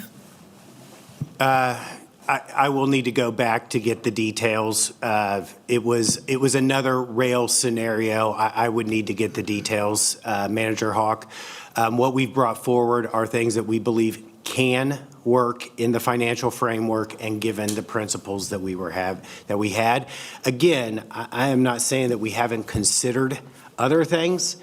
We've thought about and considered a lot of things, or not a lot of things. We've thought about how this all fits together, and there are some things that we thought, let's try. There are other things that we thought, this won't work because the money, you can't trade one for the other. They're just not equally valued. So I would need to go back and can certainly provide you with that, Manager Hawk. Thank you. Ms. Altman? Thank you, Madam Chair. You know, you would think that if the residents of this community and the elected officials of this community wanted to raise taxes on ourselves so that we could build whatever infrastructure and to the greatest degree we want, that we could make that decision here internally and get it done. But that's not how it works in North Carolina. We have to get permission from the General Assembly to do this work. And prior to this moment in history, the good people over at the City of Charlotte have been laboring for years and years and years and years to get a window to open so that we could request this authority with success from the General Assembly. We don't have it yet, but we are hopeful that we're going to finally get it. So everybody in the community needs to understand that this isn't the same kind of conversation that might happen at the county commission or the city council or a town board about raising taxes, which those boards can choose to do any year that they wish. This is a once in a generation opportunity to finally be able to get resources to finally make a real change for this community. So we have to understand that this opportunity is not like other opportunities that we take up on an annual basis. We could lose the window and it'll be gone. That's number one. Number two, I want the community to understand that the legislation that constrains, the proposed legislation that gives us these three categories and the percentages, was taken up by the elected bodies of the 3 towns in the north, the 3 towns in the south, the city of Charlotte, and the Mecklenburg Board of County Commissioners. And the elected officials that represent 97% of our 1.1 million residents voted yes. We are a democracy. So when we go past 50%, we have a decision. It so happens in this decision to support this legislation, we have more than a majority. We have more than a supermajority. My friends, we have darn near unanimity. We don't have unanimity, but at 97%, I really don't think that we could be stronger, in any reasonable democracy to develop consensus. So I think it's important when we talk about this that we recognize that we do have a very high level of representative consensus that this is our best shot and that we should try to take it. So I just want to level set about where we are in the moment. Regarding the valuableness or the meritoriousness of bus rapid transit, we don't have that here. I don't think there are a lot of people who have lived in communities where there is BRT. I'm very excited, for example, that Mr. Green, if you raise your hand, came from Richmond, and I saw a slide presentation that he shared with me about what their BRT system looks like, and it looks pretty darn impressive. Is it perfect? Is it what we need here? I don't know, but I know that we need more information, and that I wouldn't bet against Charlotte, Mecklenburg ever. When we understand what we need and want, and we give directives to our fantastic administrative staff, that they will get it done to the specifications that we ask them to. So I think we need to not turn BRT into a 4-letter word. I think we should keep it a 3-letter word, which is something that has a lot of potential for this community. And last, I would like to say that these 4 scenarios that you've put forward are very important. We need to take them out to the community. We need to have engaged conversation, north, south, east, west, in every town, in the extraterritorial jurisdiction, everywhere, and get that community input. I am not going to prejudge, but I will say that I am excited that one of them includes light rail from the airport to Ovens with the potential for future expansion. So that's just some first thoughts, and thank you, Madam Chair. Madam Chair. Mr. Knox? So I've sat on this board for, this is my 8th year now, and I've always been a strong advocate for the Red Line specifically. Although I've been in the role as mayor for 8 years, I've been a tax-paying citizen as it relates to funding the Red Line with the half-cent sales tax since 1998. So almost 30 years now, which is almost half my life, we've been paying for something we didn't get at the north end. So it's refreshing to know that it's going to be first. I will tell you, though, I've been involved on the periphery because of my heritage in politics with my family, that I can remember a time where everybody was critical of a blue line. It's going to fail. It's never going to work. And now we've got an award-winning product that people utilize every single day. And I would pile on to what Commissioner Altman said, that with the innovation we have and with the strong leadership we have, don't close your eyes on what BRT could be, because it could be a better scenario than we realize. That being said, I'm never going to trade off. We've been paying for a train for 27 years. We're going to get a train. But that being said, I just don't want us to close our eyes on the ability to serve people in other means, just like this microtransit dialogue that we're having right now. this is new, this is innovative, this is going to touch more people in more ways than we ever have before. So it's not just a train or just a bus, it's a both and. And I think we need to embrace that when we have this discussion. All right, Mr. I'll Wash, add Mayor Washington? Thank you. I'll add one more comment. You know, just as the nature of the legislation allows people to speak and literally vote on the future of transit in this community, to me, I mean, how can that be a bad thing? It's not a bad thing. It's a good thing. But the rest of the story is to take these proposals out to people to allow them to provide the feedback is a good thing. The folks that want this plan altered will have their opportunity. Plans that like certain aspects of this, I just don't think it's right until we allow that to move forward. So putting this back to the people and listening for that feedback, I think that will take us the rest of the way in this decision. Until we do that, you know, it's hard to pick one of these. So I agree with you that that should be the next step, and I'm ready to move forward with that. Thank you very much for that remark. I believe that we came in the beginning of our meeting, we talked about what did the community want and do, and we heard a report on that, and we know that that was something that validated what was going to be presented today. But right now, I agree with Mayor Washam, is that it is time for us to make a decision. We have worked so very hard to invest in the opportunity to do this effort, or take this effort to have the train, to take this effort so that people in this community can get to work. And I believe that if we trust the people that put us in these positions right now, that we ought to give that the first way to move out on what are we going to do for the transit system plan update. I think our communities are sometimes smarter than we are. And they know what's important to them, and they know where we live and what we're going to do and what we can talk about. And I believe, I would echo Mayor Washam, it's time for us to move on, because we have now gotten up to a position where we can define something that people will be able to understand and make a choice for what they want to do. I have my preference that I want everybody to be able to get to work on time, to be able to have a job and a home. And I think our economic opportunity is really built around this transit system update.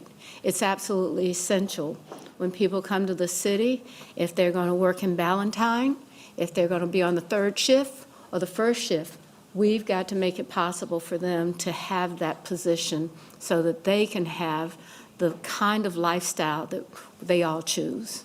And so, again, I hope that we'll put this out in front. I want to be very careful about how we do the acknowledgement, because we know people in the state and the city are different. We have billionaires and we have people that struggle every day.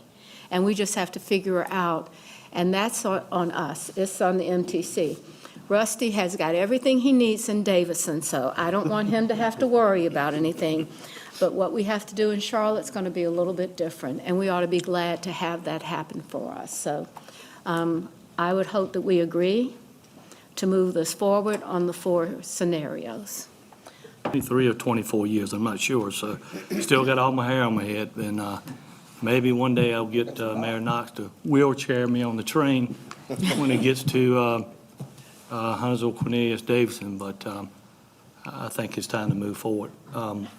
If you need a motion or whatever, I don't know if we're looking for one, but I'm ready to move forward to push this down the process of public input. I'll second that. So we have a motion and a second to take the action to update the transit system plan with those scenarios that have been presented to us today, and to begin to interact with the populations of each community, where it sits and what we would have to do to get this in a place that the public would understand what the objectives are.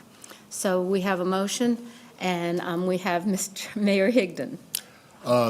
Yeah, I have a comment and a question. My comment is addressed to Commissioner Altman. Although Matthews is not the only community that doesn't agree with this funding model. I don't believe you're going to find 97% of the people that live in the county think this is great. The vote will be much closer than that, I assure you. So there's a lot of people, and I've talked to probably hundreds of people in Charlotte that are very dissatisfied that light rail is going to potentially be replaced with BRT. The other comment I have is, why are we only presenting these 4 scenarios? Why shouldn't we ask the public what they want instead of locking them into these 4 scenarios when we know that there's many other scenarios that might work? Yeah, so I would say I don't believe that is the case, that there are many other scenarios that will work. When the rules of the road are applied, the number of scenarios that work starts to shrink significantly. And so, again, as you look at this, there's so much money out there, right? In the proposed legislation, there's so much money out there. And there's a 40% cap, and there's lots of needs.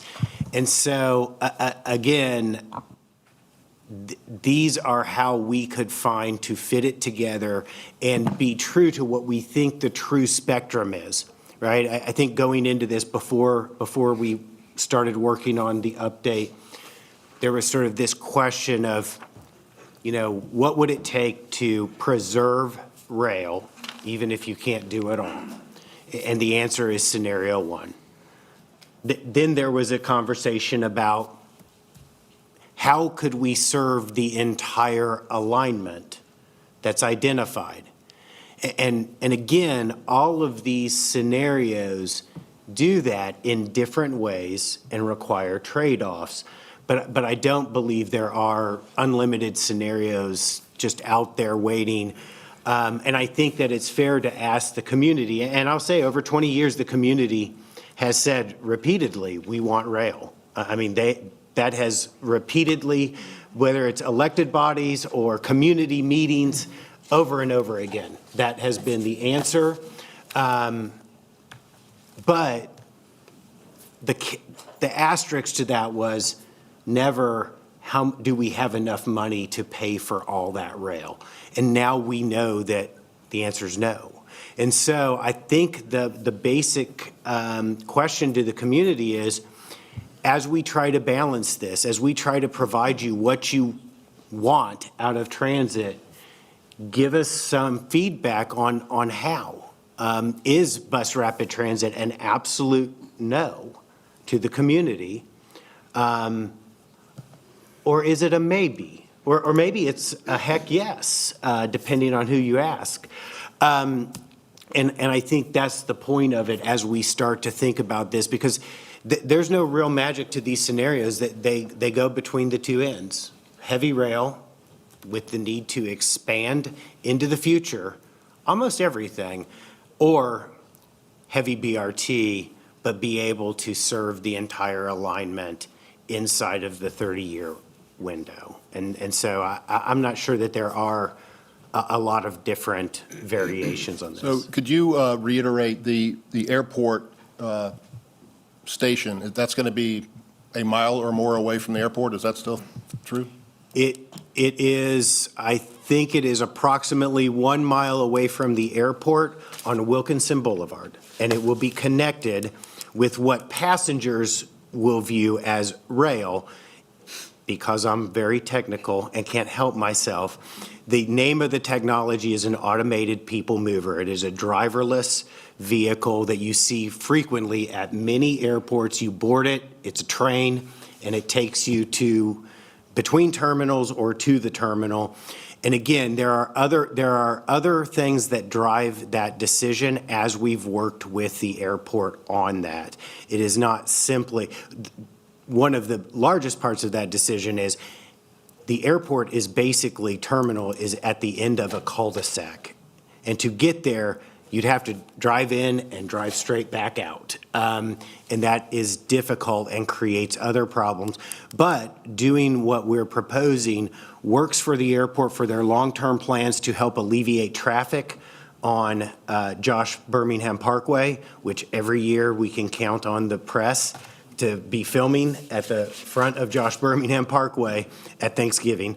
And so again, there are many reasons. I'd love to talk to you more about those, Mayor Higdon, but the airport itself, the station we're talking about is at the airport on Wilkinson Boulevard or near Wilkinson Boulevard, at the entrance to the airport, which is basically Little Rock Road or Josh Birmingham Parkway, depending on what side of Wilkinson you're on. Well, obvious other scenarios for scenario number one would be to shift the light rail to the left or to the right instead of having it centered as it is.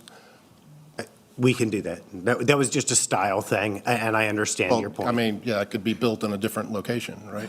I mean, the actual rail could be built closer to Matthews or farther away than Matthews.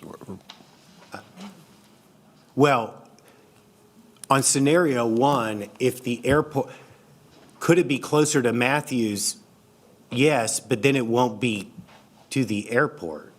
And is there an agreement who will pay for this people mover? Is the airport going to pay for it? They've agreed to pay for it? That is, it's on their master plan, and it's part of the airport understands that is a cost that they will need to pay for. All right, thank you. Okay. I think we have a motion on the floor to begin to produce this transit system plan update, fiscally constrained scenarios to the public. So we would send that to the staff to provide that information in a way that is addressing every part of our group from each town as well as the county portion of our work, and that we would have that come back as a plan, and our next meeting is February? Our next meeting is in February, and that will focus on budget. It will be the first of our budget workshops, and we'll be able to provide you updates. I will note there are a few more slides. I don't think we need to go through those, but on next steps, and they really just, the initial process slide that you saw, they provide more detail to those. So please look at those, and we will proceed. And then I think that the best thing would be is that as we're going to do budget, could we carve out a certain portion to have an update on the constraint scenarios? Would that be too much to try to do? Yeah, we can provide you an update on the status of public comment and feedback. That's what I'm talking about. Absolutely. Okay, so we have a motion to do that and have it ready is to get some feedback in February. Any discussion, any further discussion of it? Hearing no further discussion, all in favor of that motion, please raise your hand. Anyone opposed to it? Mayor Higdon, thank you. All right, so I believe that covers our session for, Mayor Higdon? Yeah, this is totally unrelated to this. Our meeting schedule, I don't know how many other folks in here have a full-time day job, but I do, and I had to take a day's vacation to come here to this meeting.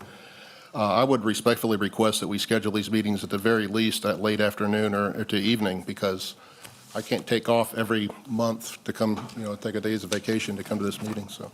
Can we take a couple of minutes? Because I think that, the county has a night meeting, we have a night meeting. We're probably going to have to juggle something, but could we just take a look at what's available? Even if it started like at 3 o'clock, that's better for me than I have to take a whole day's vacation, because this was right in the middle of the day. Yes, sir, I apologize for that. So today's meeting was really the size of the agenda, the conversation, and we weren't sure how long it would take. But there's also a Board of County Commission meeting tonight. It's in an off night because of the holiday on Monday. We also do have some conflicts with CRTPO, so we will look at the schedule, and I am aware your next meeting is scheduled for February 26th, but I believe that is a conflict with the North Carolina League of Municipalities Town State Dinner in Raleigh. So I will have a conversation with the chair, and we'll provide some. We'll figure it out. Thank you. We'll try to get something a little bit more stable for everyone. So with that, do I have a motion to adjourn this meeting? So moved. You have a motion and a second. All in favor of adjournment? Aye. Aye. Thank you very much. Terrific meeting today. Thanks to the staff. Got us out 2 hours early.